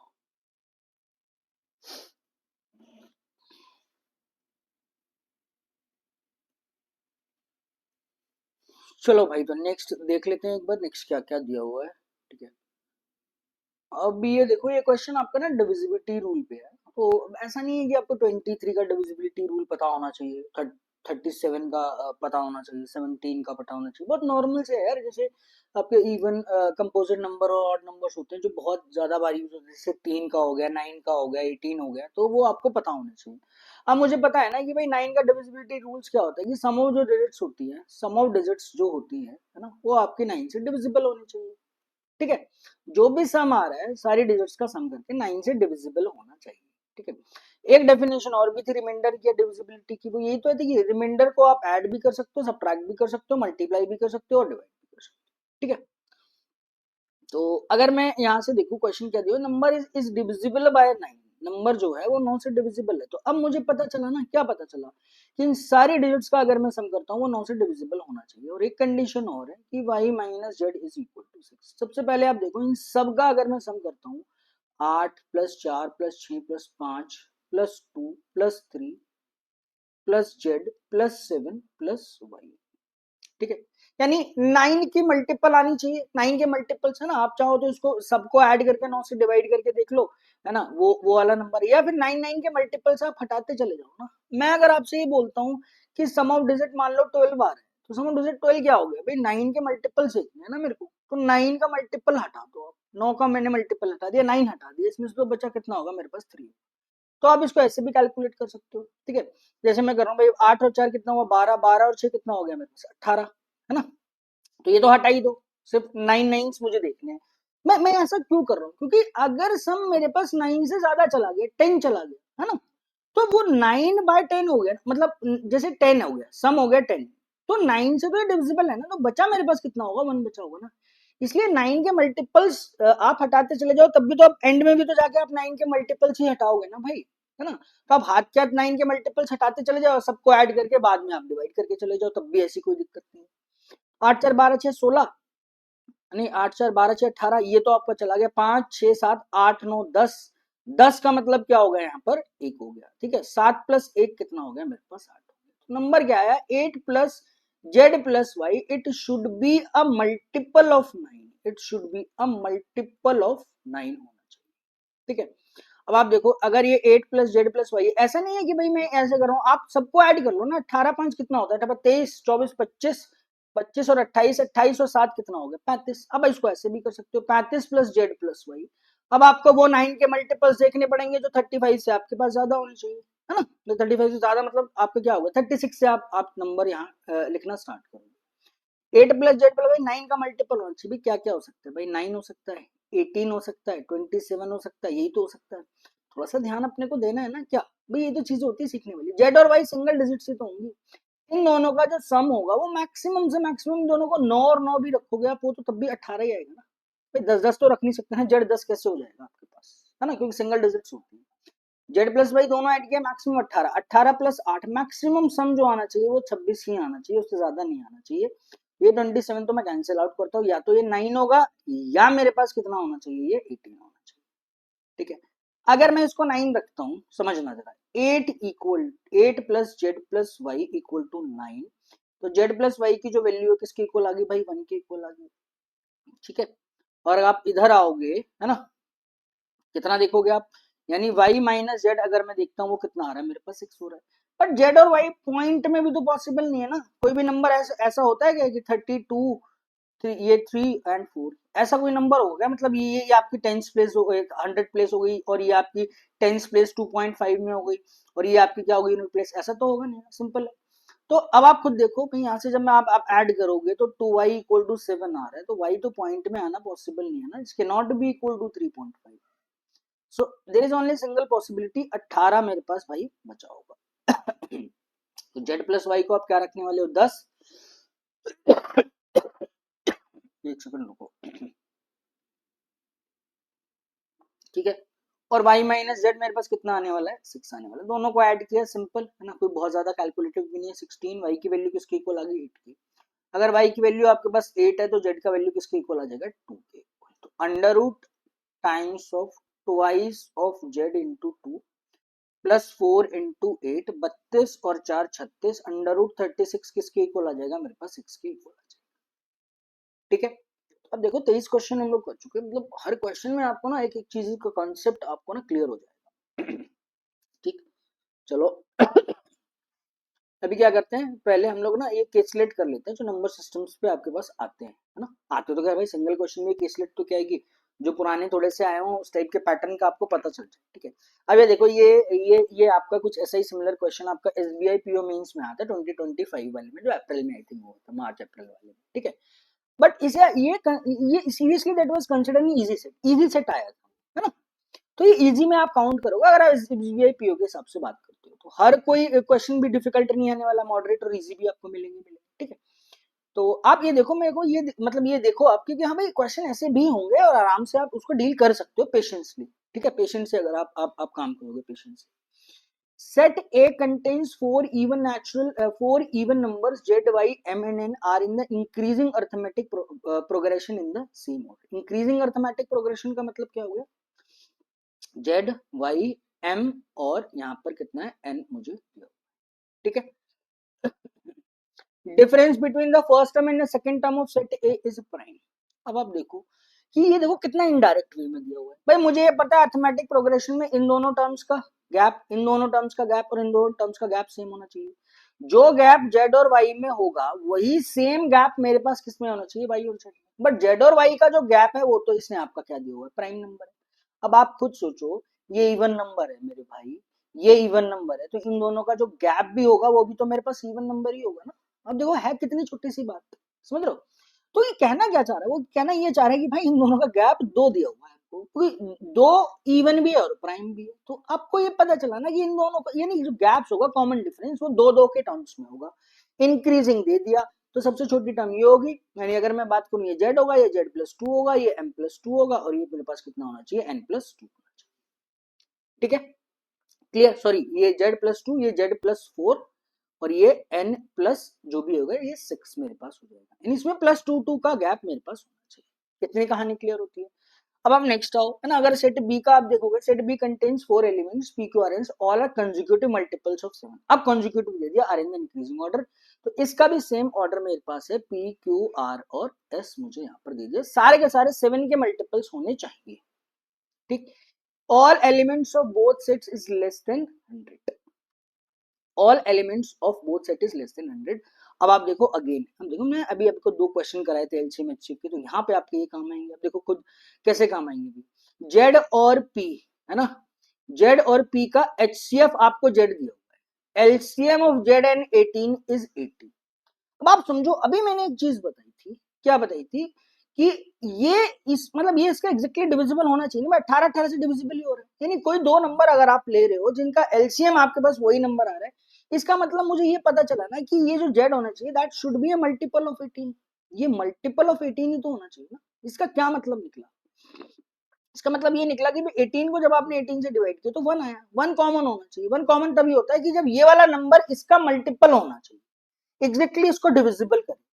अब 18 के अगर आप फैक्टर करोगे तो 18 के फैक्टर कौन कौन से होने चाहिए? भाई भाई मेरे पास 2 होना चाहिए। अब थोड़ा सा ध्यान दो, समझने वाली बात क्या है। फैक्टर वही तो देखोगे, जेड क्या है, जेड इससे रिलेट है, जेड जो होना चाहिए वो आपके पास इवन नंबर होना चाहिए, तो वही फैक्टर देखोगे, है ना, जो 18 के इवन होंगे। भाई इसके फैक्टर क्या होंगे? 2 होगा, 3 होगा, 6 होगा और 18 होगा। क्या मैं 3 पे काम कर सकता हूँ? 9 भी होगा। 9 पे काम कर सकता हूँ? नहीं होगा। तो इवन नंबर ही तो देखने, या तो आप 2 देखोगे या मेरे पास 6 देखोगे। क्लियर हुई कहानी? क्या मतलब है इसका? अब देखो, है तो बड़ी छोटी सी इंफॉर्मेशन लेकिन कितनी यूजफुल है। तो 2 और 6 में से ही आपको काम करना पड़ेगा। अब also N is a 2 digit number. N जो होना चाहिए वो 2 डिजिट का मेरे पास नंबर होना चाहिए। अब एन 2 डिजिट का भी नंबर होना चाहिए। अब पहली संख्या जो आएगी वो या तो 2 होगी मेरे पास या 6 होगी। अब आप जरा देखना, अगर इसमें आप देखोगे तो नंबर्स क्या आएंगे। अगर मैं 2 लेता हूँ तो 2, 4, 6 और या फिर क्या होगा मेरे पास 8 हो जाएगा। ठीक है, तो एन तो मेरे पास सिंगल डिजिट का आ रहा है ना, तो इसका मतलब मैं 2 तो लेने वाला हूँ ही नहीं। मैं क्या लेने वाला हूँ? मैं 6 ही लेने वाला हूँ, क्योंकि एन की इसने रिस्ट्रिक्शन दे दी। N is a 2 digit number. Simple सी कहानी। तो पहले वाले सेट की तो कहानी क्लियर होती है। क्या होती है? अगर पहला वाला सेट आप लोगे, भैया 6 होगा, गैप अभी पता चला। 2 तो होगा नहीं, 2 क्यों नहीं होगा? क्योंकि एन 2 डिजिट का नंबर। अगला देखो, 6, 8, 10 और 12, ये आपके पास टर्म्स आ जाएंगे। ठीक है, Z, Y, M and P Q R है सब। देखो अब यहां पर समझ में आ गया कि जेड की तो वैल्यू फिक्स हो गई। जेड का और पी का एचसीएफ मेरे पास कितना है? जेड और 6 और पी का मेरे पास एचसीएफ 6 इसने दिया हुआ है। ये तो मतलब है, यानी इसको अगर कंफ्यूजन हो रही तो इसे ऐसे लिखो, 6 और पी का जो एचसीएफ है वो आपके पास 6 है। इसका मतलब क्या होगा कि पी जो होना चाहिए यहाँ पर, है ना, ये जो पी होना चाहिए सेकंड वाले सेट का पहला एलिमेंट है, ये इसके अंदर 6 तो होना चाहिए, 6 का मल्टीपल भी होना चाहिए। और इसमें दे भी रखा है कि भाई it this number should be again a multiple of 7। तो वो नंबर देखो जो नंबर 6 का भी मल्टीपल है और 7 का भी मल्टीपल हो। तो पहला नंबर कौन सा हो गया? वो फर्स्ट नंबर हो गया मेरे पास 42।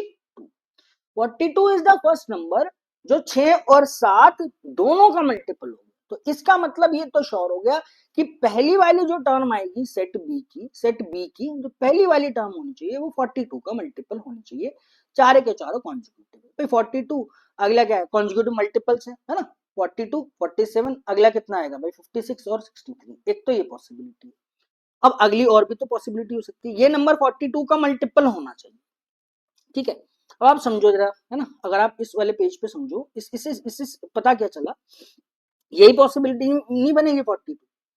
भाई 6 का और एक नंबर पी था, है ना, ये 7 का मल्टीपल है तो इसमें 7 तो होगा, और इनका एचसीएफ 6 है तो इस नंबर में 6 और 7 दोनों होंगे, यानी 42। 42 और 6 का अगर आप एचसीएफ लेते हो, है ना, 42 अगर 6 का अगर आप एचसीएफ लेते हो तो वो आपके पास क्या चला जाएगा? वो तो आपके पास 6 आना चाहिए ना। ठीक है, यानी अब इन दोनों में 6 के अलावा और कोई फैक्टर नहीं होना चाहिए कॉमन, वरना इनका एचसीएफ बदल जाएगा। अब भाई 42 का मल्टीपल है, 42 का फर्स्ट मल्टीपल, 42 का सेकंड मल्टीपल भी तो ले सकता हूं मैं। वो नंबर 84 भी तो हो सकता है भाई। इस नंबर के में क्या है भाई? 7 तो है, 6 भी है, और मेरे पास क्या है ना, 7×42 और मेरे पास 2 भी है ना। तो मेरे को करना क्या है? मेरे को यही तो करना है कि मेरे पास इसके अलावा यानी 6 जो है ये तो होगा ही होगा। अब ये 42 का मल्टीपल भी हो सकता है, 84 भी नंबर आ सकता है मेरे पास। यहाँ पे नहीं रुकना है अपने को। ये है एलसीएम एचसीएफ की छोटी डेफिनेशन। ठीक है, इतना मेरे को क्लियर होता है कि मेरे पास जो वैल्यू आने वाली है वो 42 या 84 है। अगर आप 84 रखते हो, है ना, तो अगला देखना 12 का मल्टीपल है, 7 इसमें किया, अगला कितना आएगा? 91। अगला कितना आएगा? 98। अगला अगर आप 7 ऐड करोगे तो ये तो 105 चला जाएगा। इसलिए मैं इसको कैंसिल आउट करूंगा। क्यों कैंसिल आउट करूंगा? बिकॉज इज ऑलरेडी सेड कि मेरे पास all elements of the board the set is less than 100। ठीक है, सेट तो था मॉडरेट, मैंने क्या किया, एलसीएम एचसीएफ इसमें ऐड करके ना आपसे थोड़ा सा काम करवा दिया एक्स्ट्रा। तो नंबर जो होगा 42 का मल्टीपल ही तो होगा भाई। एचसीएफ है, एचसीएफ का मतलब क्या है भैया? 6 के अलावा और कोई कॉमन फैक्टर इनमें नहीं आना चाहिए। अरे 42 मैंने ले लिया, 6 भी होना चाहिए, 7 भी होना चाहिए, अब ले लो 42। ठीक है, अगला 84 ले लो। ठीक है। रिस्ट्रिक्शन क्या आई कि हर एक सेट का एलिमेंट ये मेरे पास कम होना चाहिए 100 से, इसलिए मैं क्या किया, अब मेरे पास वैल्यूज आ गई 6, 8, 10 और 12, 42, ये जेड वाई वाले सीन है ना, और ये पी क्यू आर एस वाले, ठीक है, 42, 49, 56 और 60, ठीक है। इतना आपको काम करना है। क्वेश्चंस में इतना कुछ कुछ करने वाला ज्यादा चीज नहीं है, फिर भी चलो हम लोग यहाँ तक पहुंच गए तो कर ही लेते हैं। बस ये कि क्वेश्चन में अब इसमें बहुत ज्यादा ट्रिकी पार्ट नहीं है, तो क्या इसमें थोड़ा सा टाइम बच जाता है ना, बट कोई नहीं, इसको कर लेते हैं। Largest element of set B is a multiple of 9। Largest element of set B, ये सेट ए है, ये सेट बी आपको दिया हुआ है। एक सेकंड रुकना भाई। ठीक है, 63 इज अ मल्टीपल ऑफ 9, हाँ एग्जैक्टली मल्टीपल ऑफ 9 आपको दिया हुआ है, ठीक है। और क्या है, the difference between the smallest term of set A and second smallest term of set B is a composite number. set A का smallest, set B का second smallest, set A का smallest, ठीक है, नहीं set A का smallest ये 6 है, और इसका second smallest कितना हो गया 49, 6 और 49 का जो गैप आता है वो आपके पास 43 आता है। 43 प्राइम नंबर है आपके पास, कंपोजिट नंबर नहीं है, that means this is incorrect, ठीक है। थर्ड स्टेटमेंट आओ, डिफरेंस, अरे यार ये नंबरिंग गलत हुई, ठीक है, ये सेकंड है, ये सेकंड है ना, ये हिंदी में लिखी हुई है, दिस इज फर्स्ट और दिस इज सेकंड, ठीक है, और ये मेरे पास थर्ड है, ठीक है, दिस इज थर्ड, ठीक। Sum of all elements of set B is less than 220, तो कैलकुलेट कर लो भाई, 7 का कौन सा मल्टीपल था ये, 7 के मल्टीपल्स कैलकुलेट करो ना, कौन कौन से मल्टीपल थे, 6, 7, 8, 9, है ना, ये मल्टीपल आ रहा है 6, 7, 8 और 9, ये तो ऐसे ऐड कर लो, नॉर्मल ऐड कर लो, आपकी इच्छा है। 7, 6, 13, 13, 9, 22, 22, 8, 30, 30 इंटू 7, 210, इसका मतलब ये भी आपकी करेक्ट है, तो फर्स्ट एंड थर्ड करेक्ट है, सेकंड आपके पास रॉन्ग हो जाए, ठीक है। चलो नेक्स्ट आओ, find the value of y plus Q, Y plus Q भी निकाल लो भाई, y कितना है 8 और q कितना है 48, 49 प्लस 49 और 8 आप ऐड करोगे तो 57 शुड बी द नंबर, इसमें नहीं दिया हुआ है, none of this is the correct answer, ठीक है। चलो अब इस वाले सेट को भी देखो, ये भी आपका सेम एसबीआई पीओ मींस अप्रैल वाले का ही मैंने आपको ये क्वेश्चन रखा है, ठीक है। ये दो कराने बहुत जरूरी थे ताकि आपको ना आइडिया भी लगे कि भैया हर चीज वाव नहीं आती है पेपर में, बस क्या पेशेंस के साथ उसको अटेम्प्ट करना पड़ता है। अब सीरीज बोलो क्या बोलो, कुछ नहीं दिया हुआ, सिंपल से एक मेरे पास 6 नेचुरल नंबर से A B C D and F, एक क्वाड्रेटिक इक्वेशन ये मुझे दे दी है, और वो क्या बोल रहा है कि ए जो है is one of the root of the equation, B कुछ वाई में दिया, what is Y, Y is the difference between the root of the equation. सबसे पहले इस इक्वेशन की रूट ही आप निकालो, इसमें तो कोई दिक्कत नहीं है ना, 14 और 8, 8 6 48 और 8 और 6 14, इसके जो रूट्स आएंगे वो 8 एंड 6 आपके पास आ जाएंगे, ठीक है। y is the root of difference between the root of the equation, तो y की वैल्यू 8 और 6 का गैप कितना होगा भाई 2 हो जाएगा, इसमें कोई दिक्कत नहीं है। अब आप आओ पहली टर्म क्या होगी, a जो मेरे पास होगा वन ऑफ द रूट है भाई, a वैल्यू 8 भी हो सकता है, a वैल्यू मेरे पास 6 भी हो सकती है, ठीक है। अब b जो निकल कर आ रही है मेरे पास वैल्यू 3 टाइम्स ऑफ 2, है ना, plus 4 minus Y into Y, यानी कितना हो गया, again this is 4, cancel out, B की जो वैल्यू निकल कर आने वाली है वो आएगी 6, नहीं बी की वैल्यू नहीं, this is the difference between A B का डिफरेंस आपको 6 दिया हुआ है, ए की दो वैल्यू है 8 या 6, सारे के सारे नेचुरल नंबर है, अगर आप ए को 6 रख देते हो तो बी की वैल्यू कितनी आ जाएगी, 0 आ जाएगी, क्या पॉसिबल है, क्यों पॉसिबल नहीं, because B is a natural number, बस हो गया काम इतना, इस ये इसने काम करवाया, बल्कि एक्चुअली में इसने ये भी काम नहीं करवाया था, जो जो सेट था ना आपका एक्चुअल वाला, ये तो मैंने ऐड किया कि थोड़ा सा मैं इसको और थोड़ा सा ट्विस्टी बना दूं, हाँ कि भाई चलो हाँ लगे कि हाँ भाई ठीक है, ठीक, बाकी जो इसमें कुछ भी नहीं दिया हुआ था, इसमें सीधा सीधा दिया हुआ था, ठीक। मैं फिर बार बार बोल रहा हूँ कि ये 2025 का जो अप्रैल वाला अटेम्प्ट था, that was the seriously one of the easiest in the history of SBI, ठीक है, पीओ का, तो वो इजीएस्ट वाले में काउंट होता है, ठीक। चलो तो अब आप देखो कि बी, ठीक है ना, इतना तो क्लियर हो गया, मैं 6 लेने वाला नहीं हूँ, मैं क्या लेने वाला हूँ भाई 8 लेने वाला हूँ, तो बस अब आपके पास सारी वैल्यूज आएगी, 8 कैलकुलेट किया, इसकी वैल्यू 6 थी, बस 2 प्लस 1 कितना आया 3 का स्क्वायर, 3 का स्क्वायर कितना हो गया 9, 9 में से 3 गया, नहीं है, ये गैप है ना, सॉरी, ये ए और बी का गैप है आपके पास, ए बी का गैप 6 आएगा, ए की वैल्यू 8 थी, 8 में से 6 गया तो बी की वैल्यू 2 बनेगी, ठीक है। इसको ठीक कर लो एक बार, बार बार कंफ्यूजन हो रही है, ए बी का गैप दिया, मैं उसको बार बार कंसिडर भी कर रहा हूँ।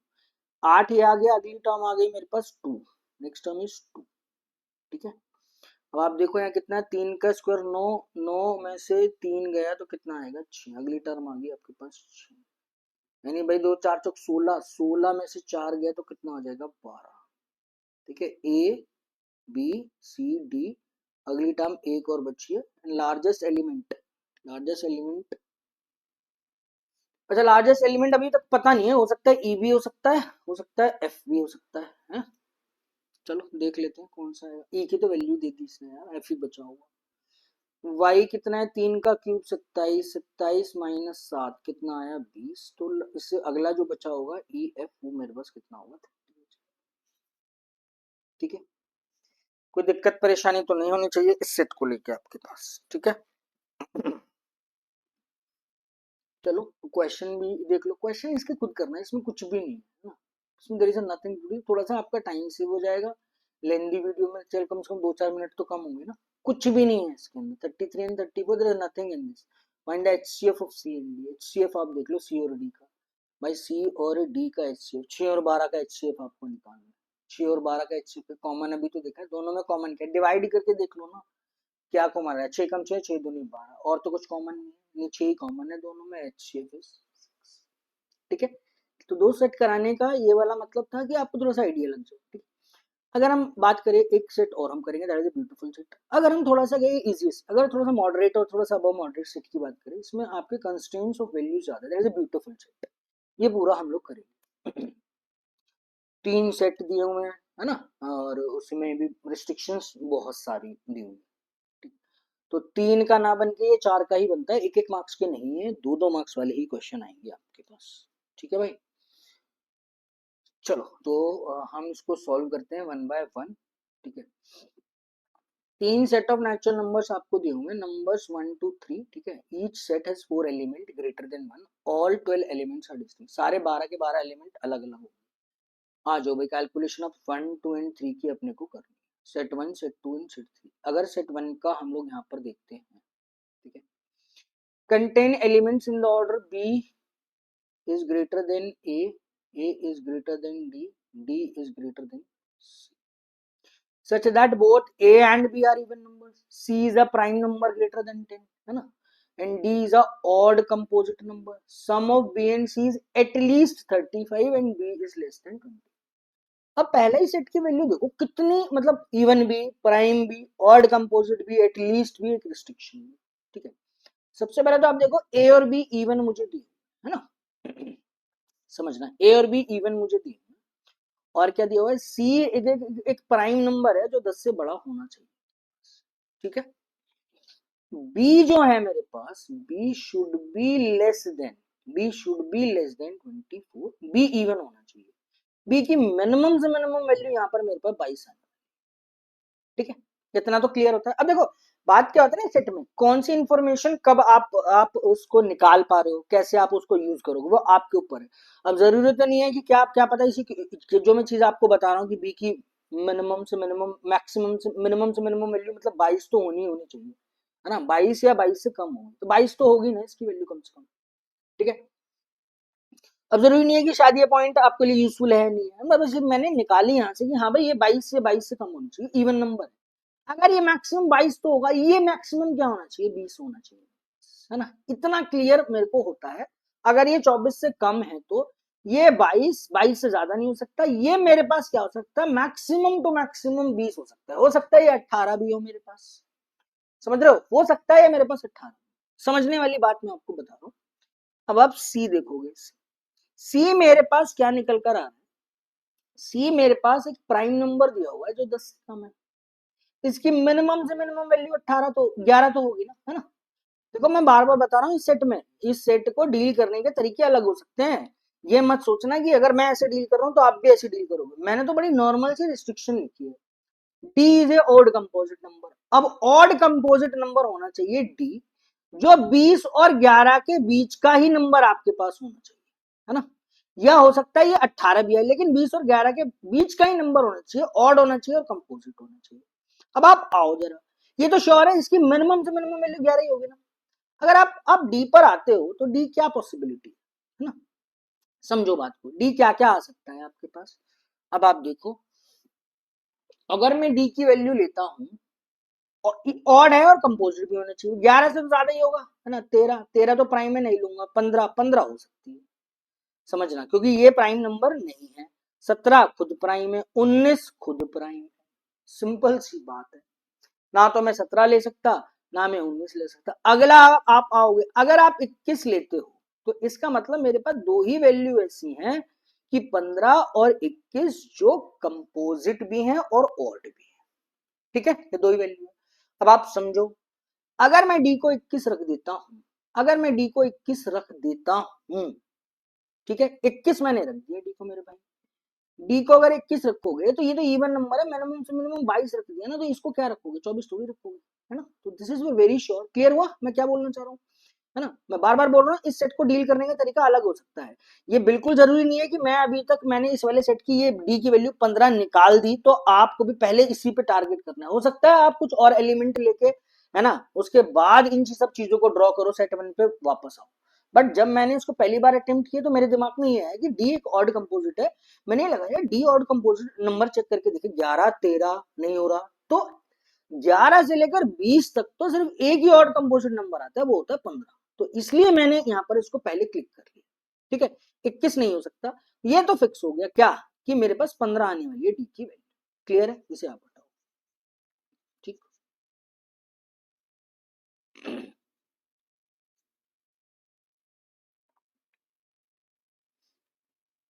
डी की वैल्यू कितनी होगी भाई, 15 होगी, ठीक है। अब मेरे पास ना तो बी फिक्स है, ना मेरे पास ए फिक्स है, ना मेरे पास अभी सी फिक्स है, बस मुझे ये पता चला सी या तो 11 होगा या 13 होगा, 15 से तो मेरे पास क्या होना चाहिए, कम होना चाहिए, ठीक है। ये मैं यहाँ से ये डील कर पा रहा हूँ। अब आप आ जाओ सेकंड सिचुएशन पे।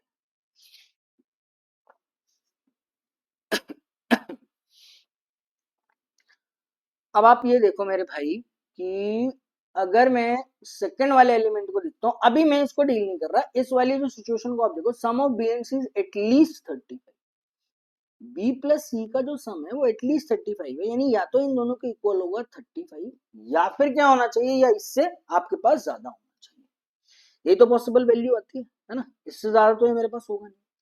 अब आप देखो सी मेरे पास क्या क्या आ सकता है, समझना, है ना। सी मेरे पास क्या क्या आ सकता है, बी प्लस सी या तो 35 या उससे ज्यादा होना चाहिए, है ना। मिनिमम से मिनिमम देखो भाई, सी की वैल्यू आप क्या रखने वाले हो, 11 रखने वाले हो ना। अगर मैं इसको 11 रखूंगा तो इसको मैं 24 रखूंगा, 24 प्लस 11 कितना होता है, 35। क्या बी मेरे पास 24 पॉसिबल है, बिल्कुल पॉसिबल नहीं। क्यों, अभी तो देखा है बी मेरे पास मैक्सिमम से मैक्सिमम 22 आ सकता है। इसका मतलब ये वाला सिनेरियो तो मेरे पास नहीं बनेगा कि मैं बी को 24 रखूंगा, सी को 11 रखूंगा। मेरे पास सी की तो दो ही वैल्यू थी ना, या तो 11 थी या मेरे पास 13 थी। मेरे को 24 और 11 मैंने रखा तो वो वर्क नहीं किया। अब सम इससे ज्यादा भी हो सकता है, वो कह रहा है ये या तो इसके बराबर होगा या इससे क्या होगा, ज्यादा होगा।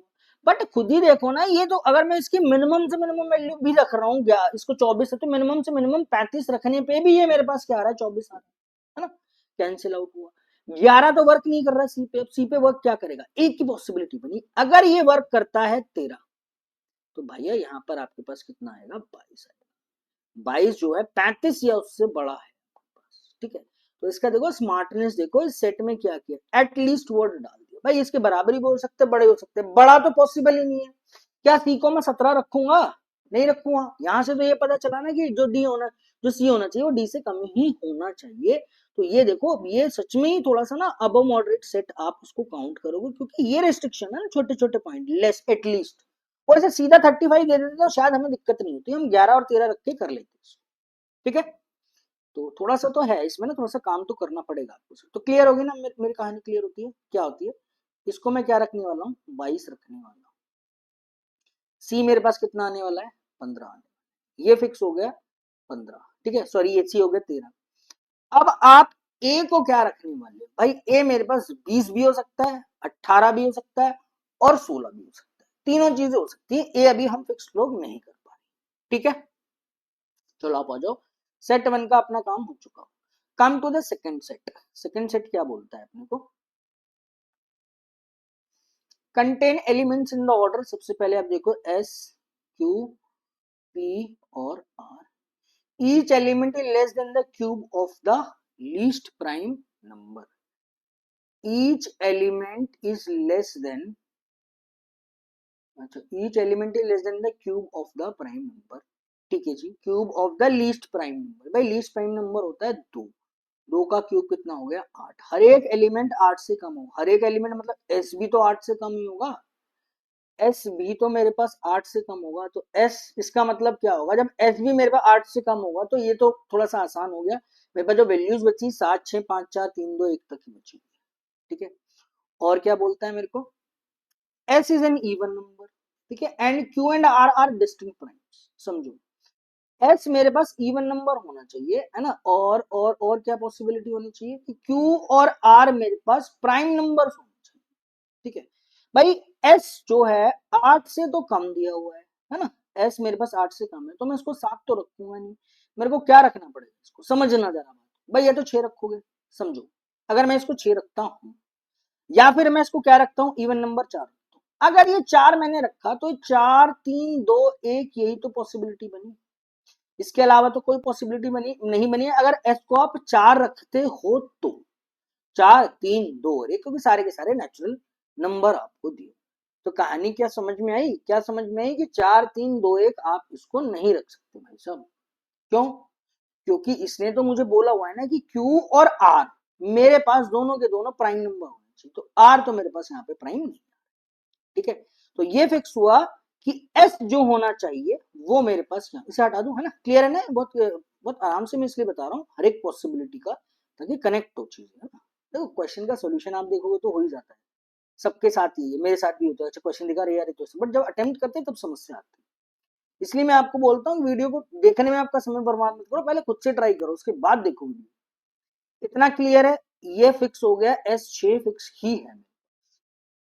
अब आप समझो आर और क्यू को अपने को प्राइम प्राइम रखने, डिस्टिंक्ट प्राइम होने चाहिए, ठीक है। समझना भाई, मैं अगर आर को 2 रख सकता हूं, है ना, समझना, क्या आप आर को 2 रख सकते हो, ठीक है। अगर आप आर को 2 रखते हो तो क्यू की क्या क्या पॉसिबिलिटी होगी, प्राइम नंबर की, डिस्टिंक्ट प्राइम नंबर आपको दूंगा, और क्यू जो होना चाहिए वो आर से बड़ा ही होना चाहिए। भाई 3 रख सकते हो। अगर आपने आर और क्यू को 2 और 3 रख दिया तो इनके बीच में एक नंबर तो होना चाहिए ना, विच इज, तो 2 और 3 के बीच में तो एक भी नंबर नहीं है। समझो मैंने इसे 2 रखा, इसे 3 रखा, ये तो नेचुरल नंबर है, कोई भी नेचुरल नंबर नहीं है इसके बीच में, तो क्या पॉसिबिलिटी है, इसका मतलब 2 तो ये होने वाला नहीं है, ठीक है। इसे आप हटाओ, इसको आप हटाओ। क्या आप आर को 2 रखने वाले हो, इसका मतलब नहीं, मैं आर को 2 नहीं रखने वाला, क्यू को 3 भी नहीं। अगर आर को 2 रखूंगा तो क्यू को मेरे को 3 नहीं रखना पड़ेगा, 5 तो मेरे को कम से कम रखना ही रखना पड़ेगा, 5 या 7 मेरे को रखना पड़ेगा। तो 5 या 7 तो पॉसिबल ही नहीं है मेरे पास, समझ रहे हो, क्या 5 और 7 पॉसिबल है, बिल्कुल पॉसिबल नहीं है मेरे पास, ठीक है। इसका मतलब क्या हुआ, क्या मैं आर को 2 और क्यू को 5 रख सकता हूं, बिल्कुल रख सकता हूं।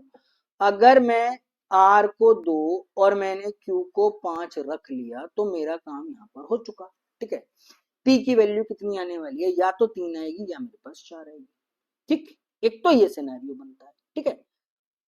अब ये भी तो हो सकता है ना भाई, 6 5 जरूरी है आप आर को 2 रखो, अब आर को 3 भी तो रख सकते हो, पी को आपको कितना रखना पड़ेगा, 4, ठीक है। ये कहानी क्लियर होती है भाई, 6 5 3 4 2 या 6 5 4 और 3, ये आपको रखना पड़ेगा। अब आप आओ, the product of A and P is 16। P की 2 ही वैल्यू है तो 4 आएगी या आपके पास 3 आएगी, तो a इंटू पी का जो प्रोडक्ट है वो 60 है ना, समझना a इंटू पी का प्रोडक्ट 60 है। पी की वैल्यू या तो 4 रखोगे या आप क्या रखने वाले हो, 3 रखने वाले हो। अगर आपने पी को 4 रख दिया, समझो, तो 60/4 कितना आ जाएगा आपके पास, 15 आ जाएगा। 15 क्या है, ऑड नंबर है, इसलिए थोड़ा सा डिफिकल्ट में काउंट होगा। अब देखो ऑड, अरे यहाँ पहला इसने दिया हुआ है ना, क्या दिया हुआ भाई साहब कि P and A and B are both even numbers. इसका मतलब चार, पी को चार नहीं रख सकते आप, पी को चार नहीं रख सकते। तो चार ये वाला केस चला गया, चार तो मेरे को रखना ही नहीं है, ये चार वैल्यू चली गई, इसका मतलब फिक्स हो गया 6 5 3 और, ठीक है। तो आई होप आपको ये क्लियर हुआ होगा कि मैं कैसे इनके जो जो वो है ना वैल्यूज को कैसे मैं एलिमिनेट कर, ठीक, ठीक है ना। चार तो होगा ही नहीं, तो भाई ये सिक्स आने वाले, सिक्स फिक्स हो गया, ये फाइव होगा ही होगा, है ना। इसको टू रखना पड़ेगा और इसको मेरे को थ्री रखना। तो P अगर फिक्स हो गया थ्री, तो A की वैल्यू कितनी होने वाली है मेरे पास, 60 अपॉन में कितना आने वाला है थ्री, यानी ये A की भी वैल्यू फिक्स हो गई कितना 20, ठीक है। This is 20। I hope clear हो गया होगा आप। अब आओ भाई साहब नेक्स्ट सेट 3 पे आ जाओ, ठीक है। Z Y M N are in ascending order, ठीक है। असेंडिंग ऑर्डर का मतलब क्या हो गया, इंक्रीजिंग ऑर्डर में। Z is less than Y, है ना, लेस देन एम और लेस देन एन आपको दिया। The product of the smallest and the largest element is 84 and the smallest element is a single digit number.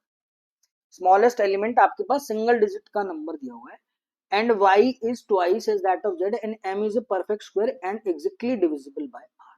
समझो इसमें थोड़ा सा ना हो सकता है अगर हम लोग प्लान करें, और ये ध्यान रखना कि 12 के 12 एलिमेंट डिस्टिंक्ट होने चाहिए, ठीक है। ये स्मॉलेस्ट ये लार्जेस्ट ये, अगर आप देखो ये जेड है, ये जो सेकंड एलिमेंट दिया हुआ है ना इसने, second product of the smallest and इतना है, y is twice of z, तो एक्चुअली में क्या ये y का पंगा तो कहां पे होगा, this it must be 2z, है ना। ये z और दिस इज 2z, और इस सिनेरियो क्या है m और ये कितना है। अब आप समझना z into n is equal to 80, z जो होना चाहिए सिंगल डिजिट का नंबर होना चाहिए, 84 के फैक्टर कर लो, ए 1 इंटू 84, ये तो करोगे ही नहीं, बिल्कुल भी नहीं करेंगे हम लोग। पहले दे दिया कि सारे के सारे एक से ज्यादा होने चाहिए। अब आप आओ दो पर, क्या आप इसको दो रख सकते हो, नहीं रख सकता, क्यों, क्योंकि आर की वैल्यू दो दी, ठीक है। तो अगला फैक्टर आओ, इसको 2 इंटू 42 हम नहीं करने वाले थे। अगला आप आओ, है ना, 8 और 4 12, क्या मैं इसको तीन रख सकता हूँ, नहीं रख सकता, तीन भी नहीं रख सकता भाई, दो नहीं रख सकता, तीन नहीं रख सकता। अगला आप आओ 4, अगर मैं इसको 4 रख रहा हूं, है ना, तो 21 इंटू 4 बनेगा मेरे पास। इसका मतलब क्या होगा, जेड 21 और एन मेरे पास, जेड 4 और एन मेरे पास 21 होना चाहिए, ठीक है। 4 एंड 20, ठीक है जी। अब और भी पॉसिबिलिटी, अब इसके फैक्टर कर लो बस में, क्या क्या फैक्टर है। अगला फैक्टर इसका आएगा भाई, समझना समझना, अगला फैक्टर इसका आएगा 7, और फिर ये वाली कितनी आएगी 12, 12 सत्ते कितना हो 84, समझना जरा।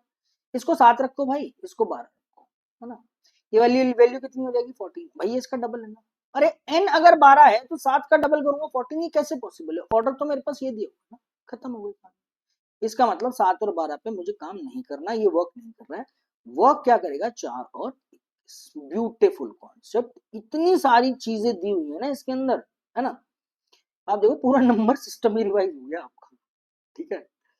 क्लियर होता है, 7 14 एंड 12 वर्क नहीं करेगा, क्या वर्क करने वाला है 4, ठीक है, और n, इसको थोड़ा सा ना मैं अलग पेन से लिख देता हूँ,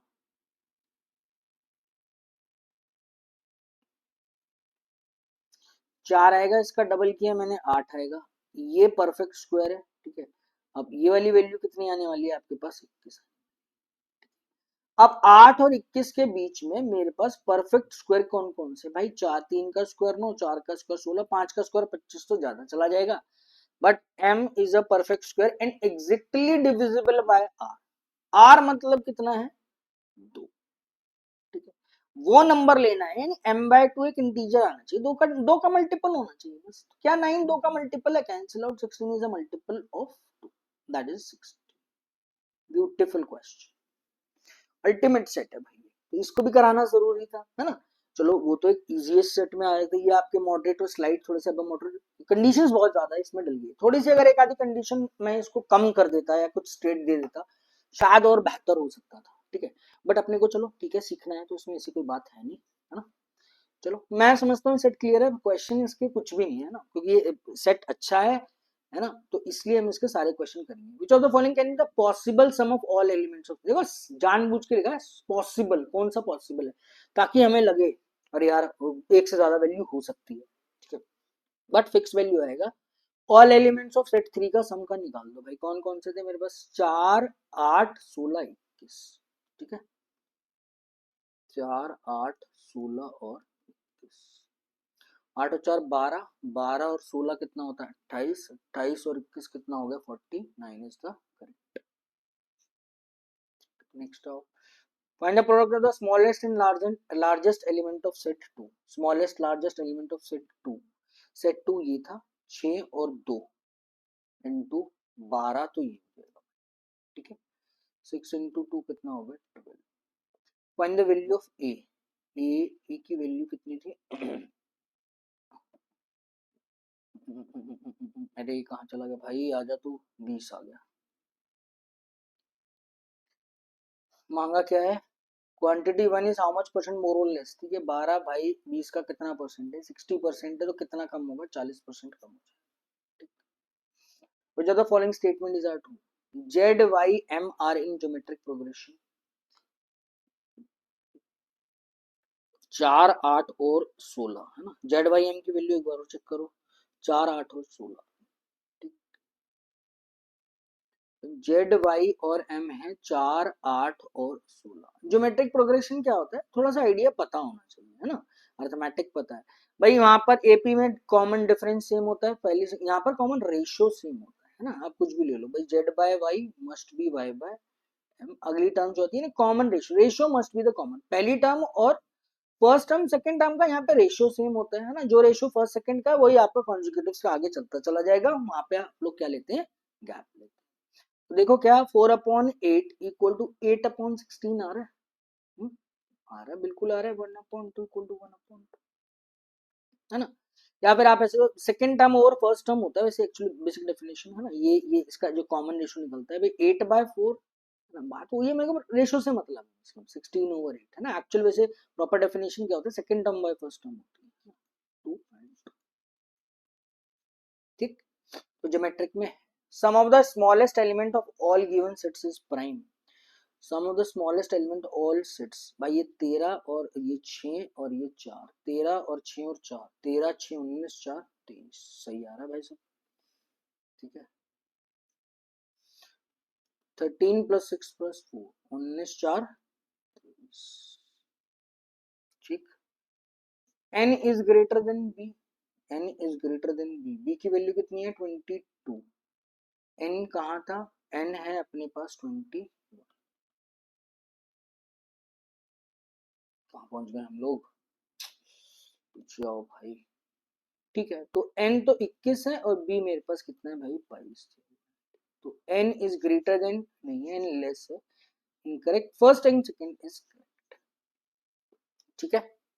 चलो तो इतना ही रखते हैं, है ना, और बाकी देखो क्वेश्चन तो यार कितने बनवा लो नंबर सिस्टम के, अब देखो इसमें कुछ छोड़े भी हुए हैं आपके पास, इसमें कुछ नंबर सीरीज का, अब देखो नंबर सिस्टम में हमसे कम से कम हम लोगों ने अभी 25 क्वेश्चन ऐसे करे होंगे जिसमें आपका कोई भी इंक्लूड नहीं था, ना तो सीरीज इंक्लूड करी है मैंने, ना इक्वेशन करी है, तो बात ये मैं सोचना कि मैंने 50 तो लिख दिए, 50 क्वेश्चन नहीं कराए, 25 तो कराए ना, ये देखो ये 25 बल्कि 30 हम लोग कर चुके हैं ना, अगर आप देखोगे तो ये कुछ छोड़े हैं आपके लिए, है ना, कहोगे तो अगली क्लास में करा दूंगा, वरना ऐसे कोई 2 ही क्वेश्चन छोड़े, इसे आप छोड़ दो नंबर में। तो अभी क्या है, अगर प्लान अगर अपने में 50 क्वेश्चन का है ना तो 50 करेंगे, बट अभी क्या है 25 एक क्वेश्चन हमारे हो चुके हैं, है ना, 25 से 30 क्वेश्चन हमारे हो चुके हैं, जिसमें हमने सिर्फ ना तो कोई नंबर सीरीज अभी इंक्लूड की है, ना मैंने ऐसे कोई इक्वेशन इंक्लूड किए, तो बाकी जो 20-22 क्वेश्चन बचे होंगे ना, वो आप अब क्लब ऑफ इक्वेशंस है ना, प्लस क्लब ऑफ सीरीज, है ना, तो तीनों पोर्शन को मैं आपका क्लब कर दूंगा, नंबर सिस्टम को, इक्वेशंस को, और जो भी आपका क्या था, आप क्या बोलते हो, नंबर सिस्टम, इक्वेशन और सीरीज, है ना, बाकी आप ऐसे समझ लो भाई 20-25 क्वेश्चन जो भी होंगे वो उसमें हम लोग सीरीज में कवर कर लेंगे जब सीरीज करेंगे, ठीक है। तो अभी क्या कि एक अगर आपके पास एक पॉइंट ये था ना यार, अभी नंबर सिस्टम नहीं करा, करेंगे करेंगे तो हो गया नंबर सिस्टम भी भाई, अब नंबर सीरीज का कोई भी एक सेट ऐसा आता है या इक्वेशन का सेट आएगा तो उसमें हम लोग वहां पे बाकी कवर कर लेंगे, ठीक है मेरे भाई। तो सेशन को बहुत लेंदी नहीं करेंगे, 50 ही पूरे कराने, कोई दिक्कत नहीं, 25-26 हो गए उस थंबनेल को मैं चेंज कर दूंगा, 50 की जगह 25 लिख दूंगा, ऐसी कोई दिक्कत नहीं है। बट एजेंडा समझो, एजेंडा ये है अपना कि हाँ भाई अब लोग हम थोड़ा सा एलिजिबल हो गए, अच्छा खासा हमारे पास पॉसिबिलिटी, ये सब चीजें डेफिनेशन क्लियर है। अब क्लबिंग चलेगी, है ना। क्लबिंग क्या है ना, अभी क्लबिंग क्या, नंबर सिस्टम इक्वेशन, जब भी अर्थमेटिक कुछ भी करेंगे नंबर्स के पार्ट आपको क्लियर हो। नेक्स्ट हम मिलेंगे प्रॉफिट लॉस में, आज आपका सेशन डल जाएगा 9 बजे, ठीक है। कल का गैप लेंगे, फिर वही ना 3 4 दिन का, 4 या 5 दिन का मैंने प्लान भेजा, कम से कम 4 दिन आप मान के चलो। तो वो लाइव लेंगे प्रॉफिट एंड लॉस, है ना, वो पहला हम लोग सेशन लाइव लेंगे, दूसरा मैं रिकॉर्डेड डाल दूंगा। लाइव में थोड़े क्वेश्चन कम होते हैं, है ना। चलो, thank you, thanks lot for watching the video मेरे भाई। और आपको लगे है ना कि सेशन यार यूजफुल है, तो प्लीज ना आप शेयर करो, स्टूडेंट्स को बताओ, है ना। और भाई, है ना, और उसको पढ़ो, वीडियो को देखो मत, है ना। देखने में बहुत समय बर्बाद होता है, ठीक है, बहुत समय बर्बाद होगा आपका, इसको देखो, देखो मत इसको, पहले ना इसको खुद से क्वेश्चन ट्राई करो, खुद से ट्राई करो, तभी जाके यूजफुल है, अदरवाइज यूजफुल नहीं हो, ठीक है। चलो, thank you, thanks a lot for watching the video, share करना। और 99 वाला पार्ट आप उसको मैक्सिमम से मैक्सिमम पार्टिसिपेट करो, अगर आपको लग रहा है कि हाँ भाई चीजें ऐसी ही चलेंगी, सिक्वेंस नंबर सिस्टम हो गया, आप देखोगे प्लेलिस्ट में जाके तो आपका परसेंटेज हो चुका है, टाइम स्पीड डिस्टेंस हो चुका है ना। प्रॉफिट लॉस करेंगे हम, फिर कुछ डीआई करेंगे, क्लर्क के करेंगे, फिर पीओ मींस के करेंगे, फिर इंटरेस्ट कैलकुलेशन एक बार कर लेंगे, एजेस कर लेंगे, पार्टनरशिप कर लेंगे, टाइम स्पीड डिस्टेंस का भी कम से कम 80% पार्ट हमने करा हुआ है, बोट एंड स्ट्रीम, और वो अपने को करना है बस, ठीक है। चलो, thank you, thanks lot, take care, keep practicing, any doubt group में पोस्ट कर देना या इधर आप पोस्ट कर दीजिएगा, ठीक है। Thank you, thanks lot for watching the video.